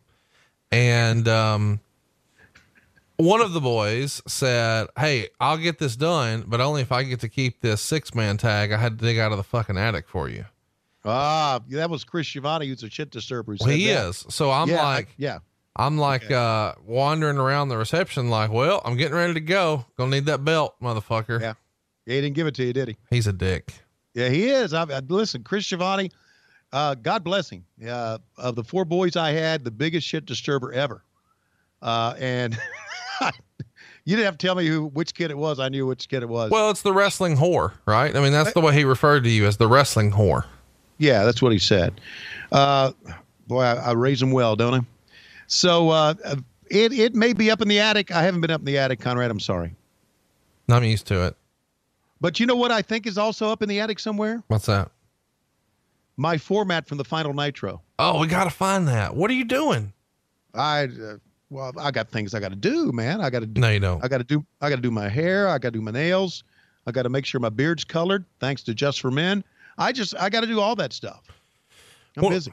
One of the things they're telling you about here on the broadcast is that if this match is running long, they're not going to be able to bring you the other two matches, but they'll bring them to you at a later time. They still happened that night, and they did air later on NWA World Championship Wrestling on TV. And those were Sting defending his television title against Rip Morgan. That's a main event anywhere in the country. And of course, Lex Luger defeating Jack Victory when he defended his United States Championship. The matches that were cut out of this broadcast on the network that are not here are Bob Orton working with Dick Murdoch. We also didn't see Ranger Ross working with the Iron Sheik, and we missed Mike Rotunda and Steve Williams defeating the Road Warriors in a tag team title match. So lots of stuff was cut out of this show, but we're bringing it to you as complete as we can here on the network. And I just, again, the matches that were basically on the video package were at the beginning that were look at Tommy Young, man, didn't have room in the ring. So he goes right down to the apron and makes that's great improvisation for Tommy Young. But they promoted these matches basically with the video package at the beginning of this, and they didn't deliver. So it's just showing you that they just, with George Scott running things, they just could not time out a show. And I understand, give them the most, but you could have cut some other matches down. You had no interviews to cut. No, that's exactly right. You know, this match is going to go long, of course, with the 2 out of 3 falls. Nice little maneuver there. They're taking their time selling it, but this is really classic old school stuff. Of the trilogy of the 3, the one in Chicago at Chi-Town Rumble, this one here in New Orleans at Ragin Cajun Clash, and then Wrestle War the following month, May 7th in Nashville. Of the 3, which one do you prefer, Tony? Well, I prefer the first one because of Steamboat finally becoming the world heavyweight champion. Did you see Ricky Steamboat as world championship material? Absolutely.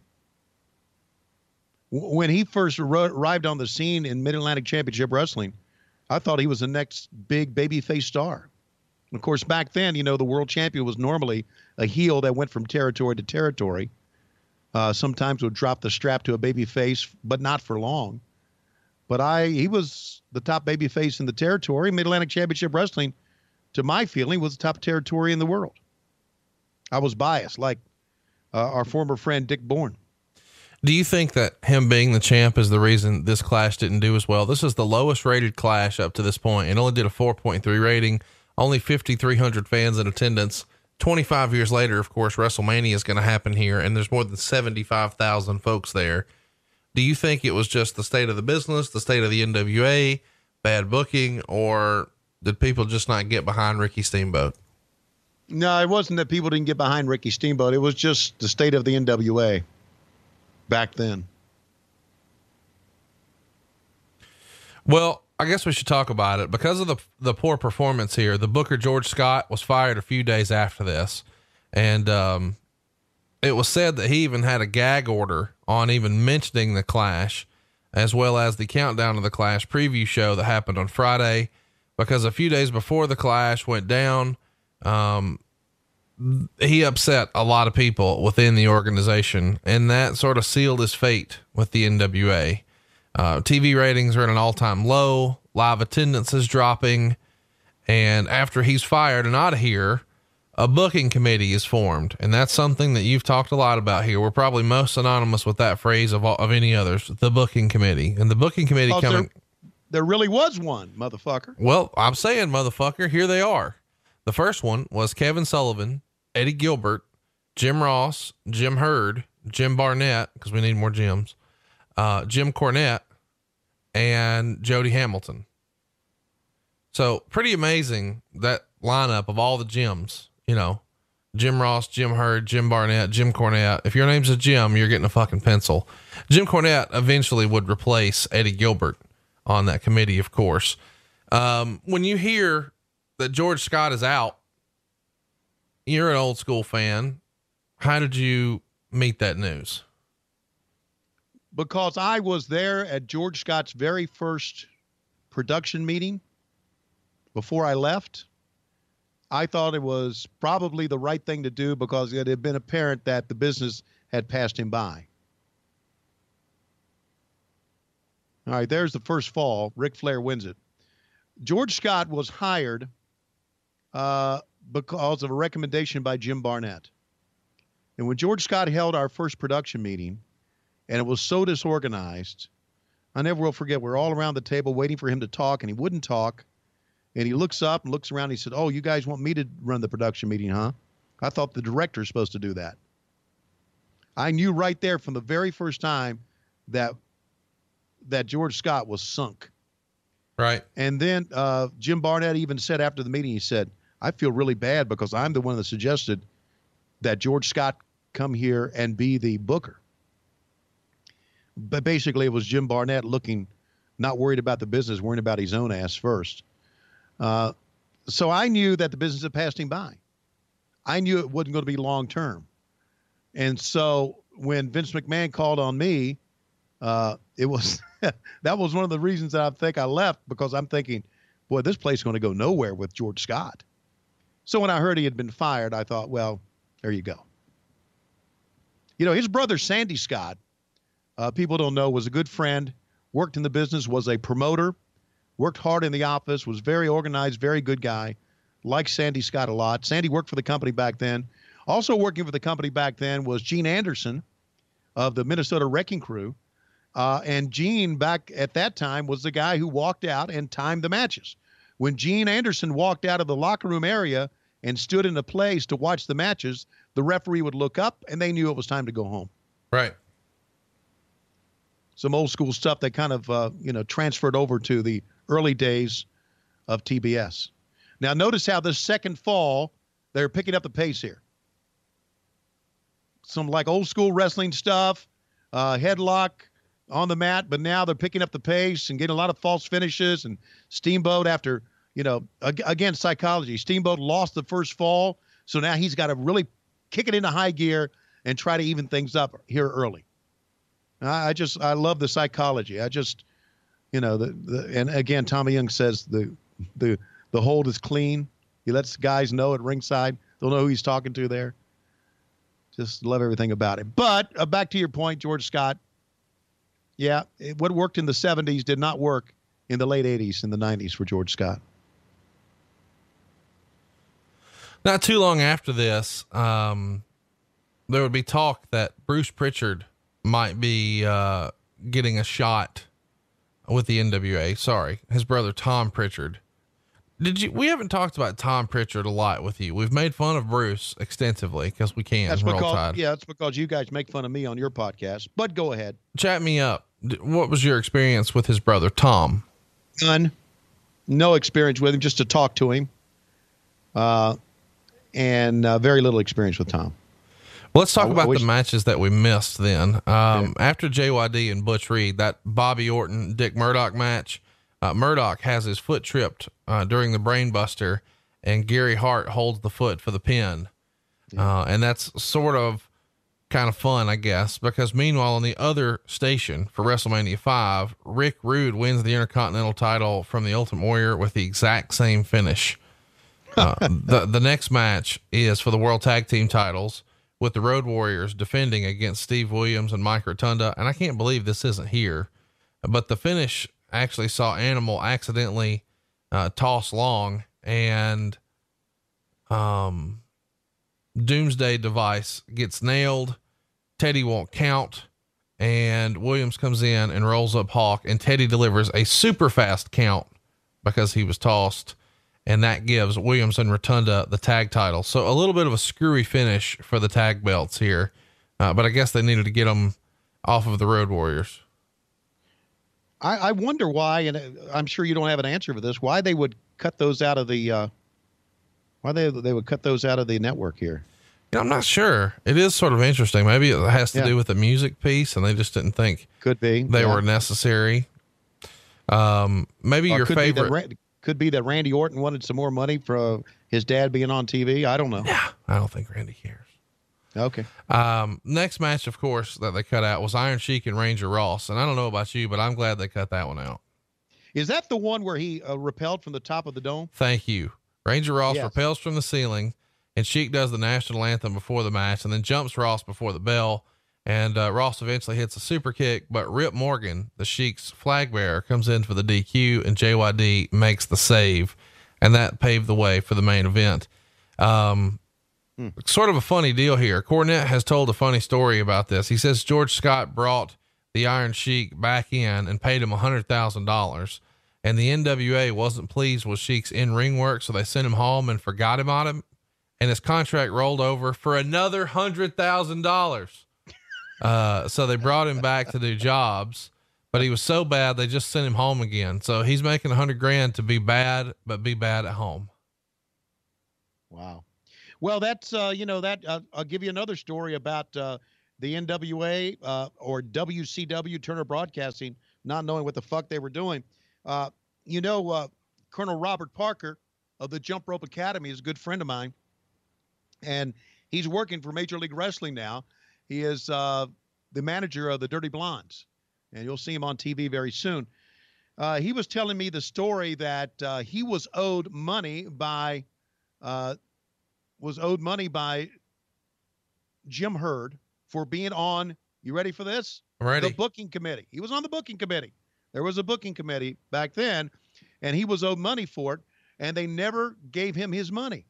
So he was in negotiating his contract and talking about the money that he was owed. And for some reason, a juiced up, steroided up, geeked up Sid Vicious came in, because he was with him, came in and was screaming at Jim Herd, "Give him his fucking money. You owe him fucking money. Give him his money."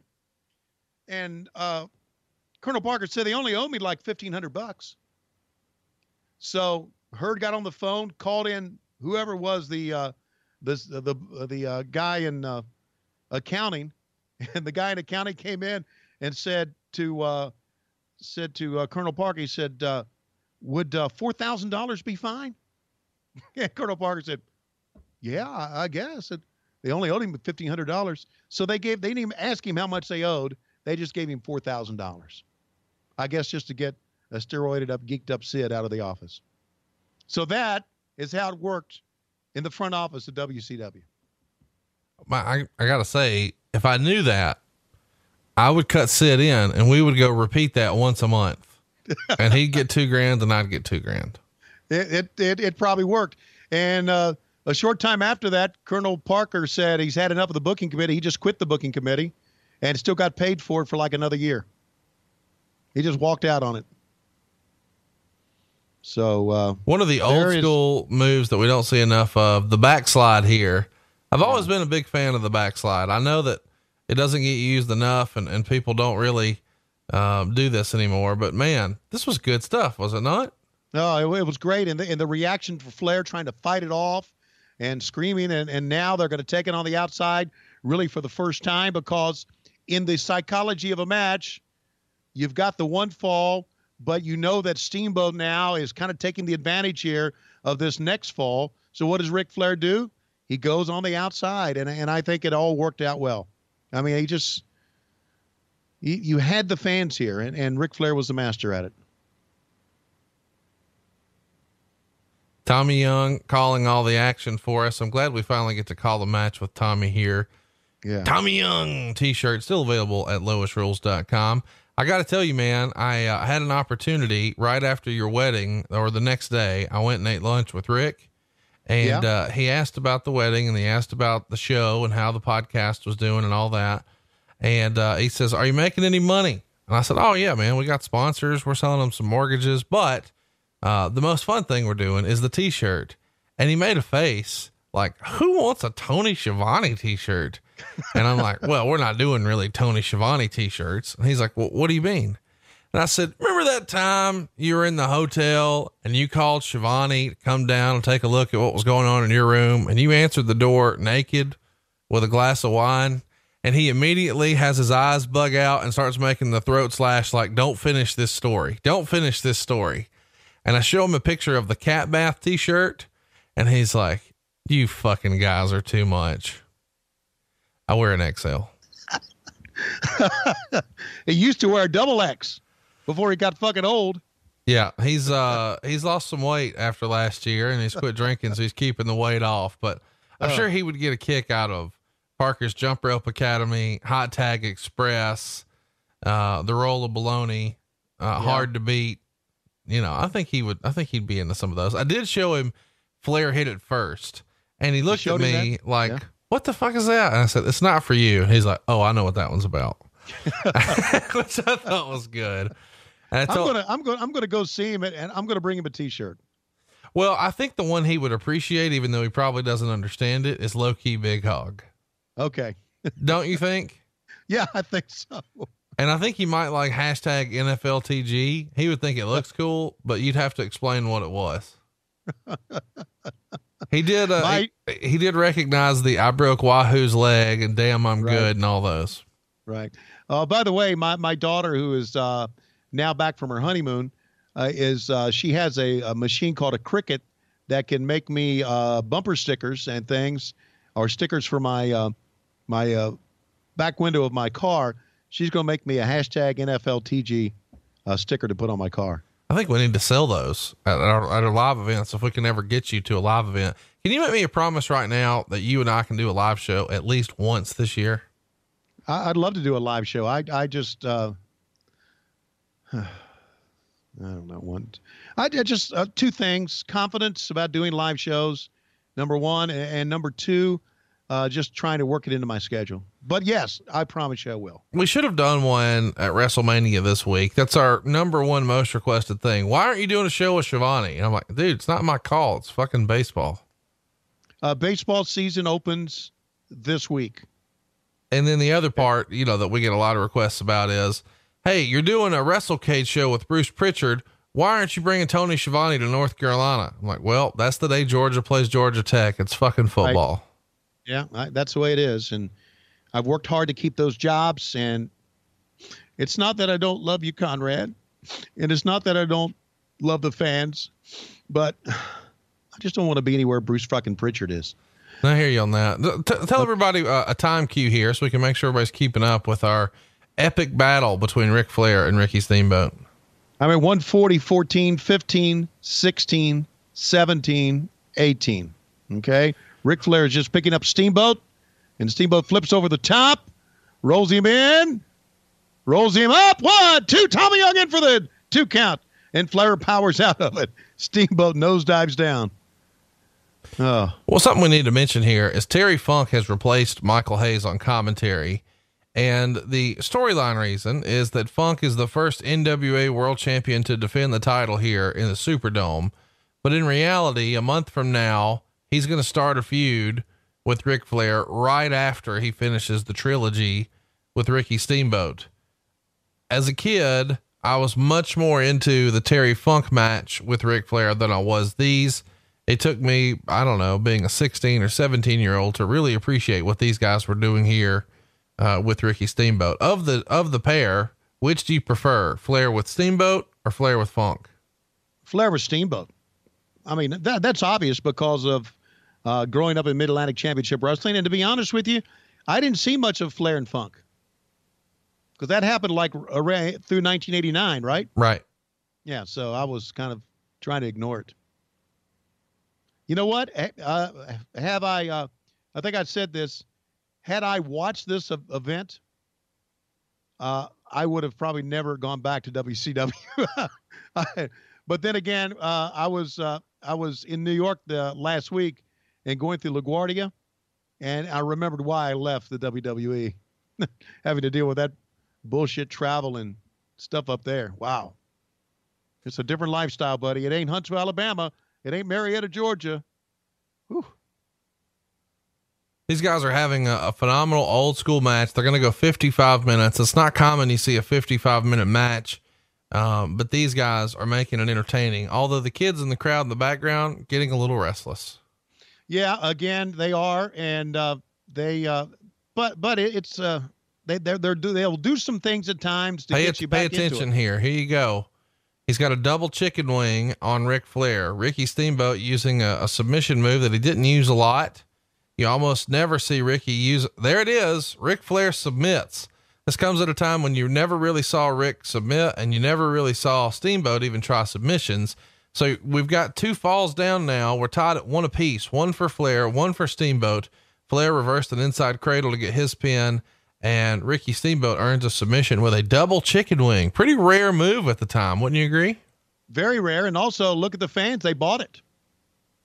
They reacted to it. They bought it. They were into it. And, so very well done. In the context, going to go to a break. When we'll have our third fall. In the context of a wrestling match that has gone this length of time, in reality, if you suspend disbelief, you really, because Flair faced first, you really think that a submission hold could come here because they've been wrestling for such a long time. So there's been so much taken out of them. So it was a very believable finish at that time.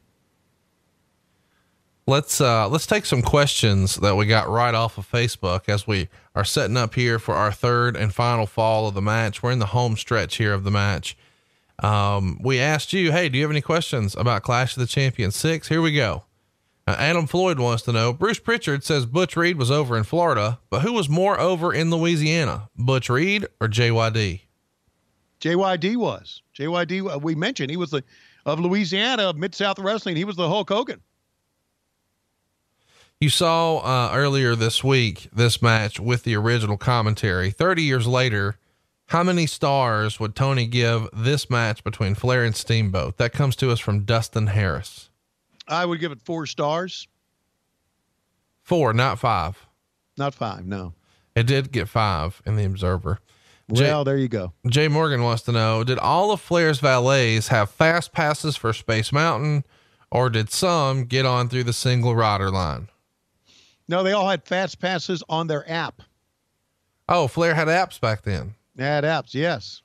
Wow. It was called Flair Hit It First. Available at rollsrules.com. I love you for that. That is so good. That's why you're the pros.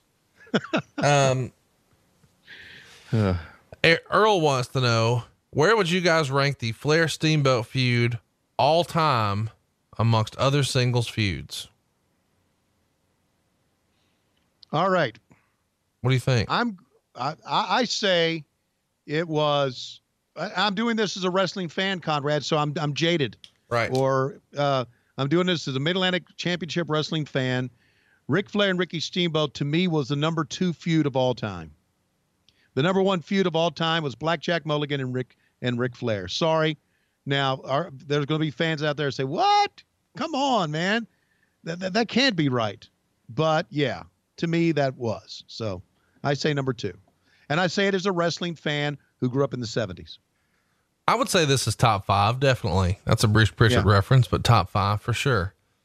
I would put Rock and Austin ahead of it. I would put Austin and McMahon ahead of it. I might put Hogan Macho Man ahead of it. Just thinking about feuds through wrestling. Right. I think Sting and the NWO probably ahead of it. Sure. I never saw Austin and McMahon or Austin and Rock. Never saw any of those matches. Oh, we're watching some of that this year.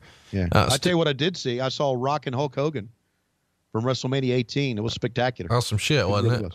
Yeah, it was some shit, man. Man, they are chopping the fuck out of each other. If you haven't watched this before, you got to go watch it. And I'll tell you, I would even encourage you to watch this match if you have a wrestling person, a fan in your life, or a person in your life who's not a wrestling fan and doesn't understand why you watch and is like, oh, it's all silly horse shit, blah, blah, blah.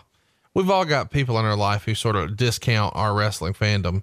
You should make them watch this match. A couple of notes here about the storyline being developed here. If you'll recall, when they first started this match 50 minutes ago or whatever, they chopped each other. Yep. And now they're back to doing it again, but they're back to doing it again after each has a fall and each are kind of spent. So it means a little bit more and it gets the fans into it. Maybe 4 stars is wrong. Maybe 4 7/8 of a star. Thank you for that. Okay. 7/8. I had to take off 1/8 of a star, Dave Meltzer, because of the lighting. Well, and nobody's Japanese. Right. Exactly. That's your move. That's your go-to. Right. And here now the fans are look at the fans standing up on the other side because that motherfucker's cheating. He's holding with the middle turnbuckle his foot, and that's going to give him the advantage. The fans kind of got into that stuff. Chop the shit out of him. Steamboat selling his ass off. You know, one of my favorite things about an old school Ric Flair match like this is the way he would use the ropes for leverage. I don't remember that anybody did it as well as him. He's the person I remember doing it the most when I was a kid and being so mad. And I totally bought that. Oh, he's doing that for leverage. He's cheating. As an adult, it's like, that's some silly shit. But as a kid, it was fucking awesome. Yeah, absolutely. Some more questions here, from Twitter and Facebook. And this is a great question here, Stuart. Thank you for this. Has Tony gotten in the goddamn attic yet to get Conrad his fucking belt? I have not. I think we mentioned that. God damn it. Did we? Okay. Well, wait. Hello. I can't say God damn it anymore. My daughter admonished me for it on the wedding. She ain't fucking listening. Eric wants to know, which match did Tony think was better, Flair-Steamboat or Savage Hogan? And if given the chance, which one would he have wanted to commentate? Well, I think it was Flair and Steamboat, and I would have loved to have commentated this one. I really would have. Matt wants to know, where would you rank this on your top Flair matches of all time? Let's see. It would be it'd be top 5. No, it'd be top 4, actually. What are the other three?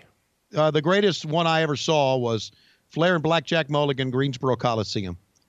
The second greatest Flair match I ever saw was Flair and Steamboat, 90 minutes in the cage at the Greensboro Coliseum.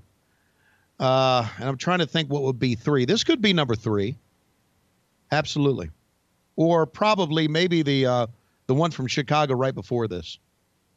Where would the match with Vader at Starrcade 93 be? I have to go back and look at it again. Well, maybe it hasn't registered with me. We're going to do that this year, boys and girls. I know we've had lots of questions about, hey, when are you covering that one this year? Yeah. Again, here it is. And here it is for you. And here is the crux, fans. I appreciate all of you being in the Slapdick Nation. Many of you said Tony Schiavone doesn't remember shit. But isn't it funny that Tony Schiavone remembers almost everything about when he was a fan? But when it comes to when he worked in the business, he doesn't remember that much. That's because as a fan, you're more impressionable and you remember shit a lot more than when you worked in the business and you were cranking shit out on a daily basis. You don't understand it. I get it. You don't understand it. But if you worked in the business like I did, you would understand it. Anybody who's been in the business, I've talked to guys a lot who have been in the business the length of time that I have. And I say, do you remember that? And they'll go, no.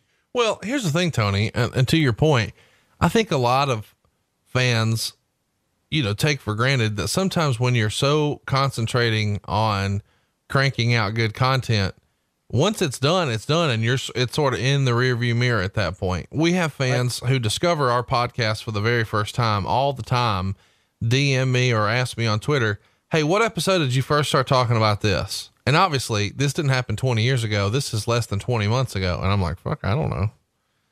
Just because we've done so many shows since then.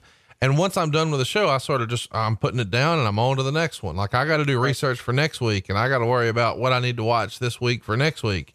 And I can't imagine 20 years later that gets any easier. Right. So what I'm saying is the matches that I remember Ric Flair doing and the angles I remember Ric Flair doing stand out with me more back when I was growing up and was a Mid-Atlantic Championship Wrestling fan, which was much longer than 30, 25, 29 years ago when I was in the business. So that's the truth. Jared and now go ahead. I'm sorry. Go to Jared. Who are your favorite opponents for Rick to work with besides Ricky Steamboat and Blackjack Mulligan? Who else did you like? I liked when Flair and Greg Valentine were tag team champs and worked the program with the Anderson brothers. I thought that was absolutely tremendous. I liked Flair and Hogan. And I'll tell you why I liked Flair and Hogan, because Flair was such a great worker. What he did, he made Hulk look even better than he was. I like those. And I think that back then, that's what we all wanted to see, Hogan and Flair. And we eventually got to see it probably a little bit after we should have. But I think that's what we wanted to see. I like that run as well. Daniel wants to know, where does the Varsity Club rank amongst factions in Crockett and WCW? It wouldn't be top 5. I would agree. Chris wants to know, what was the backstage talk about this show on the WWF side Was there any buzz in the locker room about the Flair-Steamboat match? No. And here I want to tell you Tony Schiavone's story about being in the WWF. Tony Schiavone was, you like me talking about myself in the third person? I do. It's great. Okay. Tony Schiavone was more involved in the backstage area back in the Crockett days and in WCW than he was in the WWF. In the WWF, I was not that much backstage with the boys. I traveled with Vince. I traveled on his private plane, and I was more of kind of an office guy when I was there. But I do think, and of course, Howard Finkel and I were pretty good buddies back then. Howard thought it was a tremendous matchup. I had heard it was a tremendous matchup, although I didn't watch it. But JR mentions during this commentary that the WCW will be going to New Haven, Connecticut for the first time ever coming up. And Finkel and I went to that show. And I think Bruce Pritchard went with us too as well. We were the WWF guys that were scouting the opponent. Connor wants to know, was Tony ever humbled by the Iron Sheik?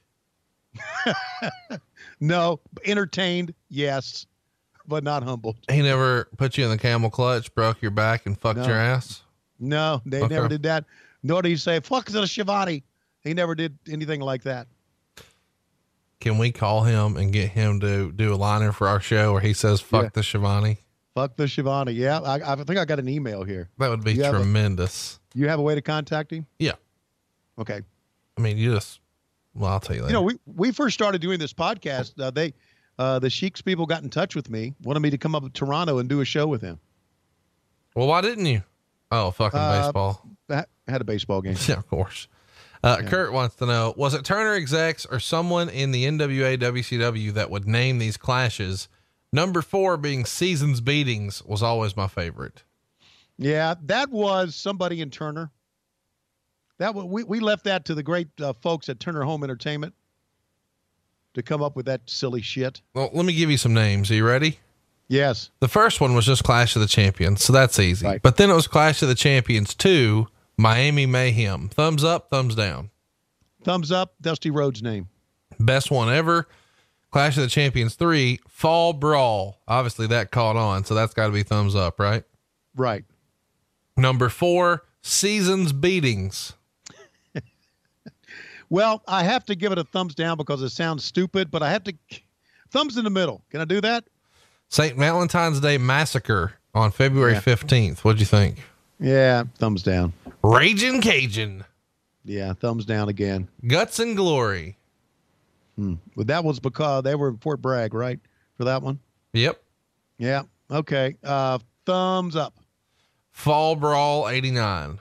Yeah. New York Knockout. Okay. Thumbs up. I like the sound of that. Texas Shootout. Yeah. Thumbs down. Coastal Crush. Thumbs down. Sounds like a drink at a bar. Mountain Madness. Thumbs fucking down. Thanksgiving Thunder, which sounds like something you do to your toilet that evening.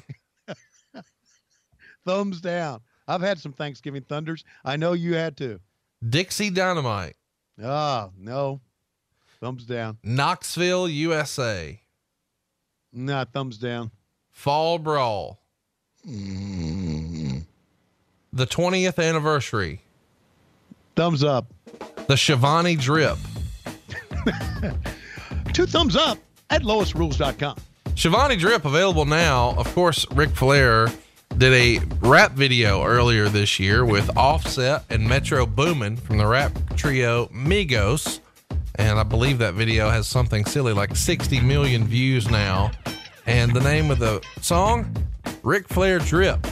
And we sort of freestyled last week on our wedding episode that Matt Schiavone was actually the very first Schiavone Drip. So we sort of parody the Ric Flair Drip design. And now we have a Schiavone Drip for What Happened When with Tony Schiavone and Conrad Thompson. Have you heard the Ric Flair Drip song? I have no, if it's a rap song, Conrad, or a hip hop song, the odds are I haven't heard it. And it's not that I just haven't heard it. No. Why not? Well, I'm not a fan of that genre. You don't like when your friends do well? I like when my friends do well, but I just don't like that genre. I just don't like that genre. That's it in your deal? Now, if Jason Aldean would do a Ric Flair song, or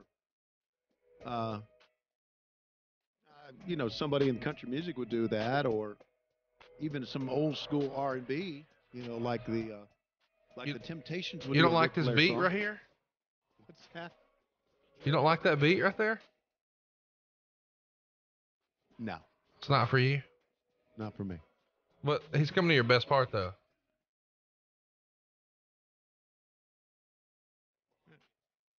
I mean, you don't like that?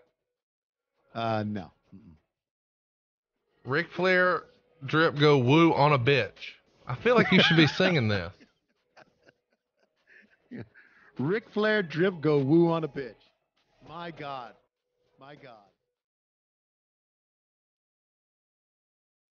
Not your jam? I think this would be like your deal. We're making shirts based on this. You need to get with it, Tony. All right, let's have somebody do a Schiavone drip rap song. You want what now?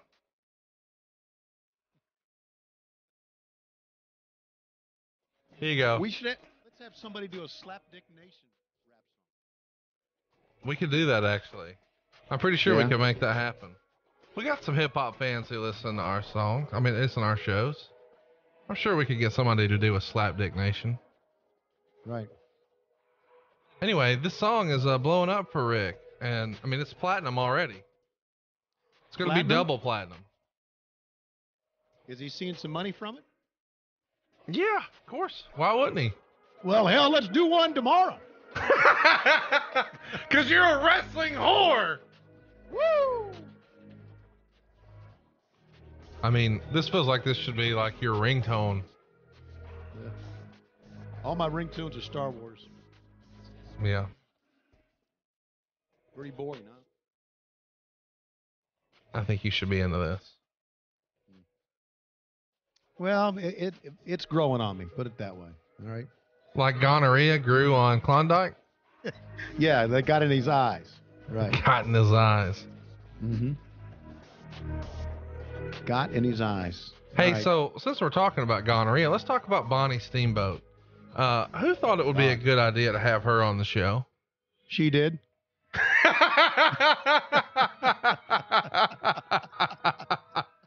Oh my God. And that was all they needed.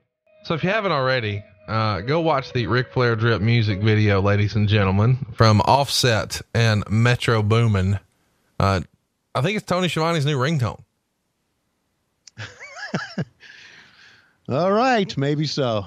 What am I going to do with my Darth Vader ringtones? We're home stretching here.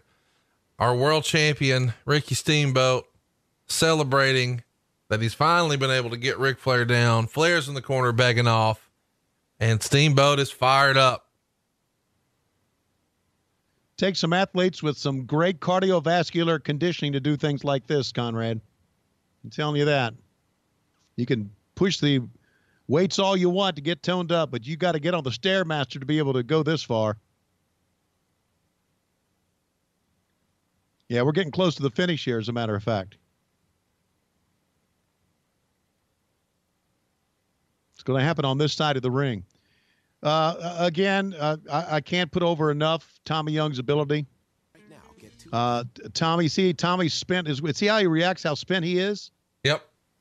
That's good shit, man. Great referees, react with the match, and I can't put that over enough. But of course, Steamboat can sell. Flair was a master at calling a match. And by this time, I'm thinking, well, we got about 6 minutes or so to go in the show. I'm thinking about this time, Gene Anderson has made his appearance outside. Tommy Young has probably told him to go home. So we're getting very close here.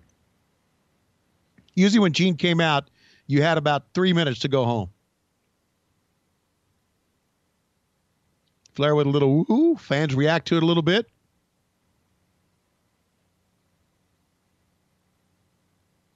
Man, good stuff.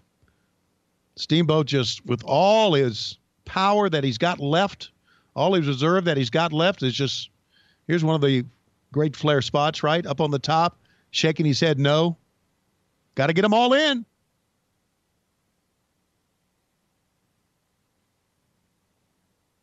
This won the second fall for him. And now this is going to end up being, here it goes, 1, 2, 3. Who won the thing? Flair had his foot across the rope, and he calls for the bell, and he raises Ricky Steamboat's hand. Kind of an unclear finish here because you saw the foot on the rope. Both shoulders kind of looked down, but it was, as they're going to show the replay over and over again here, it was Ricky Steamboat who had Flair's shoulders down. And now Steamboat, I guess, is calling for his family to come in, maybe.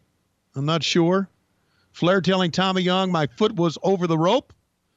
Tommy didn't see it.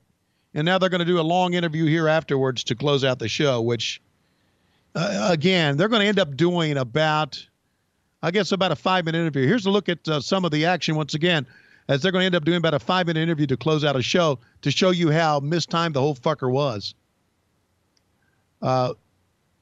Flair from the top. They go to the finish that won Steamboat the second fall.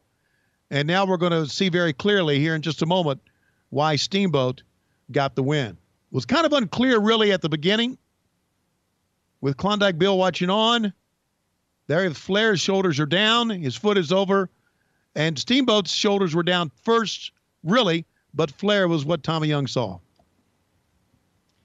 Well, did you enjoy that? I did enjoy it. I thought it was a great match. Of the three, I still think I like Nashville the best. I know you, and I even believe Ric Flair liked the Chicago version the best. But for me, the Nashville one is my favorite. But there you go. Part 2 of one incredible trilogy. And we see a promo for what will be part 3. They haven't yet announced that here, but it's Wrestle War 89 coming your way on May the 7th from Nashville, Tennessee.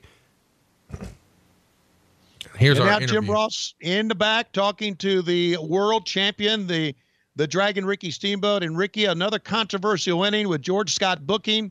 But again, you get the win, and congratulations to you. We've got about 4 minutes here to close up this show. Well, Jim, thank you very much. I'd like to thank the fans. I'd like to thank Bonnie for coming out.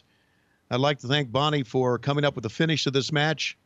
I'd like to thank Ric Flair for putting me over once again. And I'd just like to say that I love wrestling. I don't necessarily like World Championship Wrestling because, as we all know, Jim Herd is fucked in the head. He wanted to put me in the ring with Norman the Lunatic. And I said, no, I wouldn't do that. Then he said, why don't you go in the ring in a handicap match against the Ding Dongs? And I said, no, I'm not going to do that either. And then he said, what about the fucking Candyman? And he said, no, I want to go in the ring with the Nature Boy Ric Flair. It may have been a controversial finish, but we gave the fans exactly what they paid for, at least the 300 that were here who paid. We gave them exactly what they deserved. Now, we got to look at our company. Yeah, well, let's take a look. Once again, we'll go back to the video replay and take a look exactly what happened here in the closing moments of this match. And Rick, if you will help me commentate over what went on. Do we have the tape yet? Where's the fucking tape? How long does it take to re-rack a fucking... Oh, there we go. Woo. All right, Rick, you got him in the chicken wing, and you got him in the submission hold once again, and you hoisted him up. As you can see, he is bulging. You can see Space Mountain right in the tights. Tommy Young calling the 1, 2, 3. You had his shoulders down. The question is, was his foot over the rope?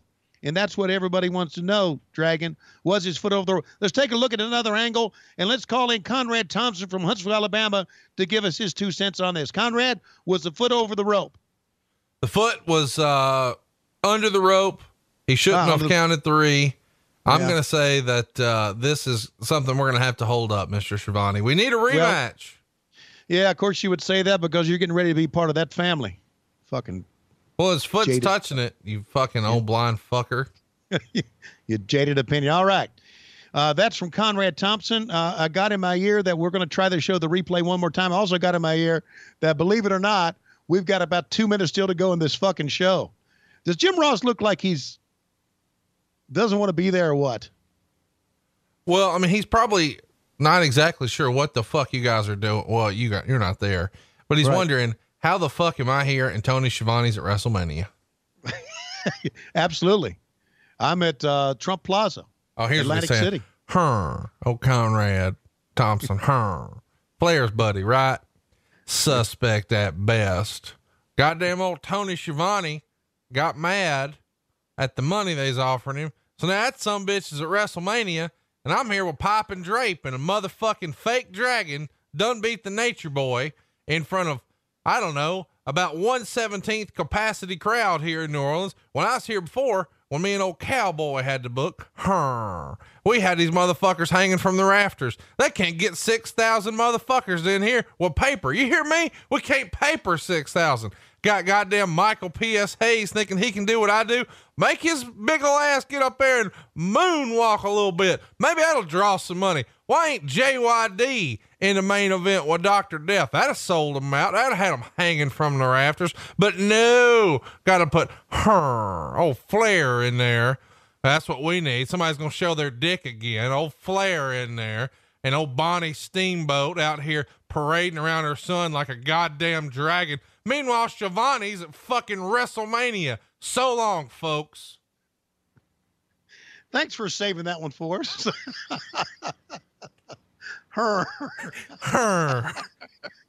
Sassafras.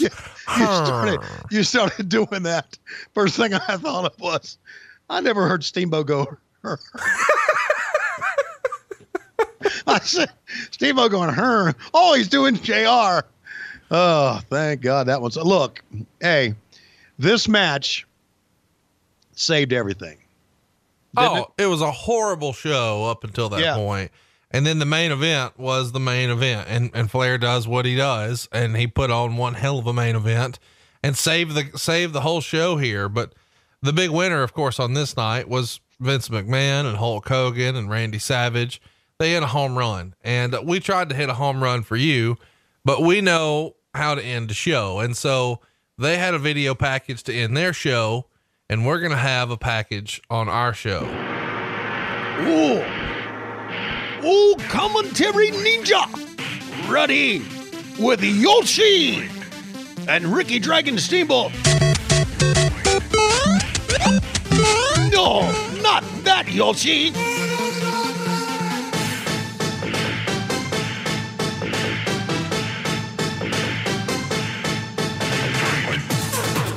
Actual champions, Ragin Cajun. It sucked. What happened when? Tommy Young. You come over here. You jerk off barbarian. Easy way, hard way, your choice. Ric Flair. Tony Schiavone. Baby's arm. Ooh, it big. Glacier. Gimmick. It sucked. Mortis. Wrath. Their gimmick sucked too.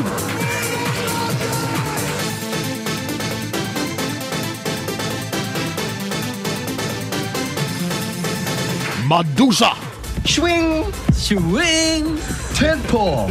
She's a babe. She's magically babelicious. She tested very high on the strokeability scale. Oh, you're right.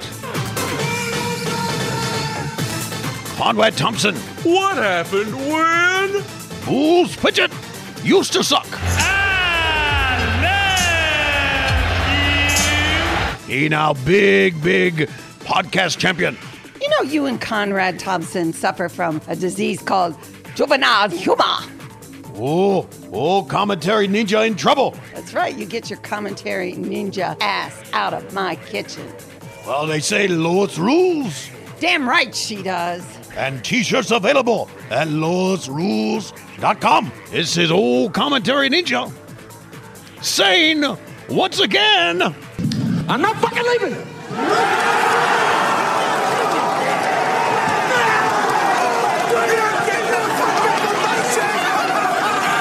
The show goes on. This is my home. They're gonna need a fucking wrecking ball to take me out of here.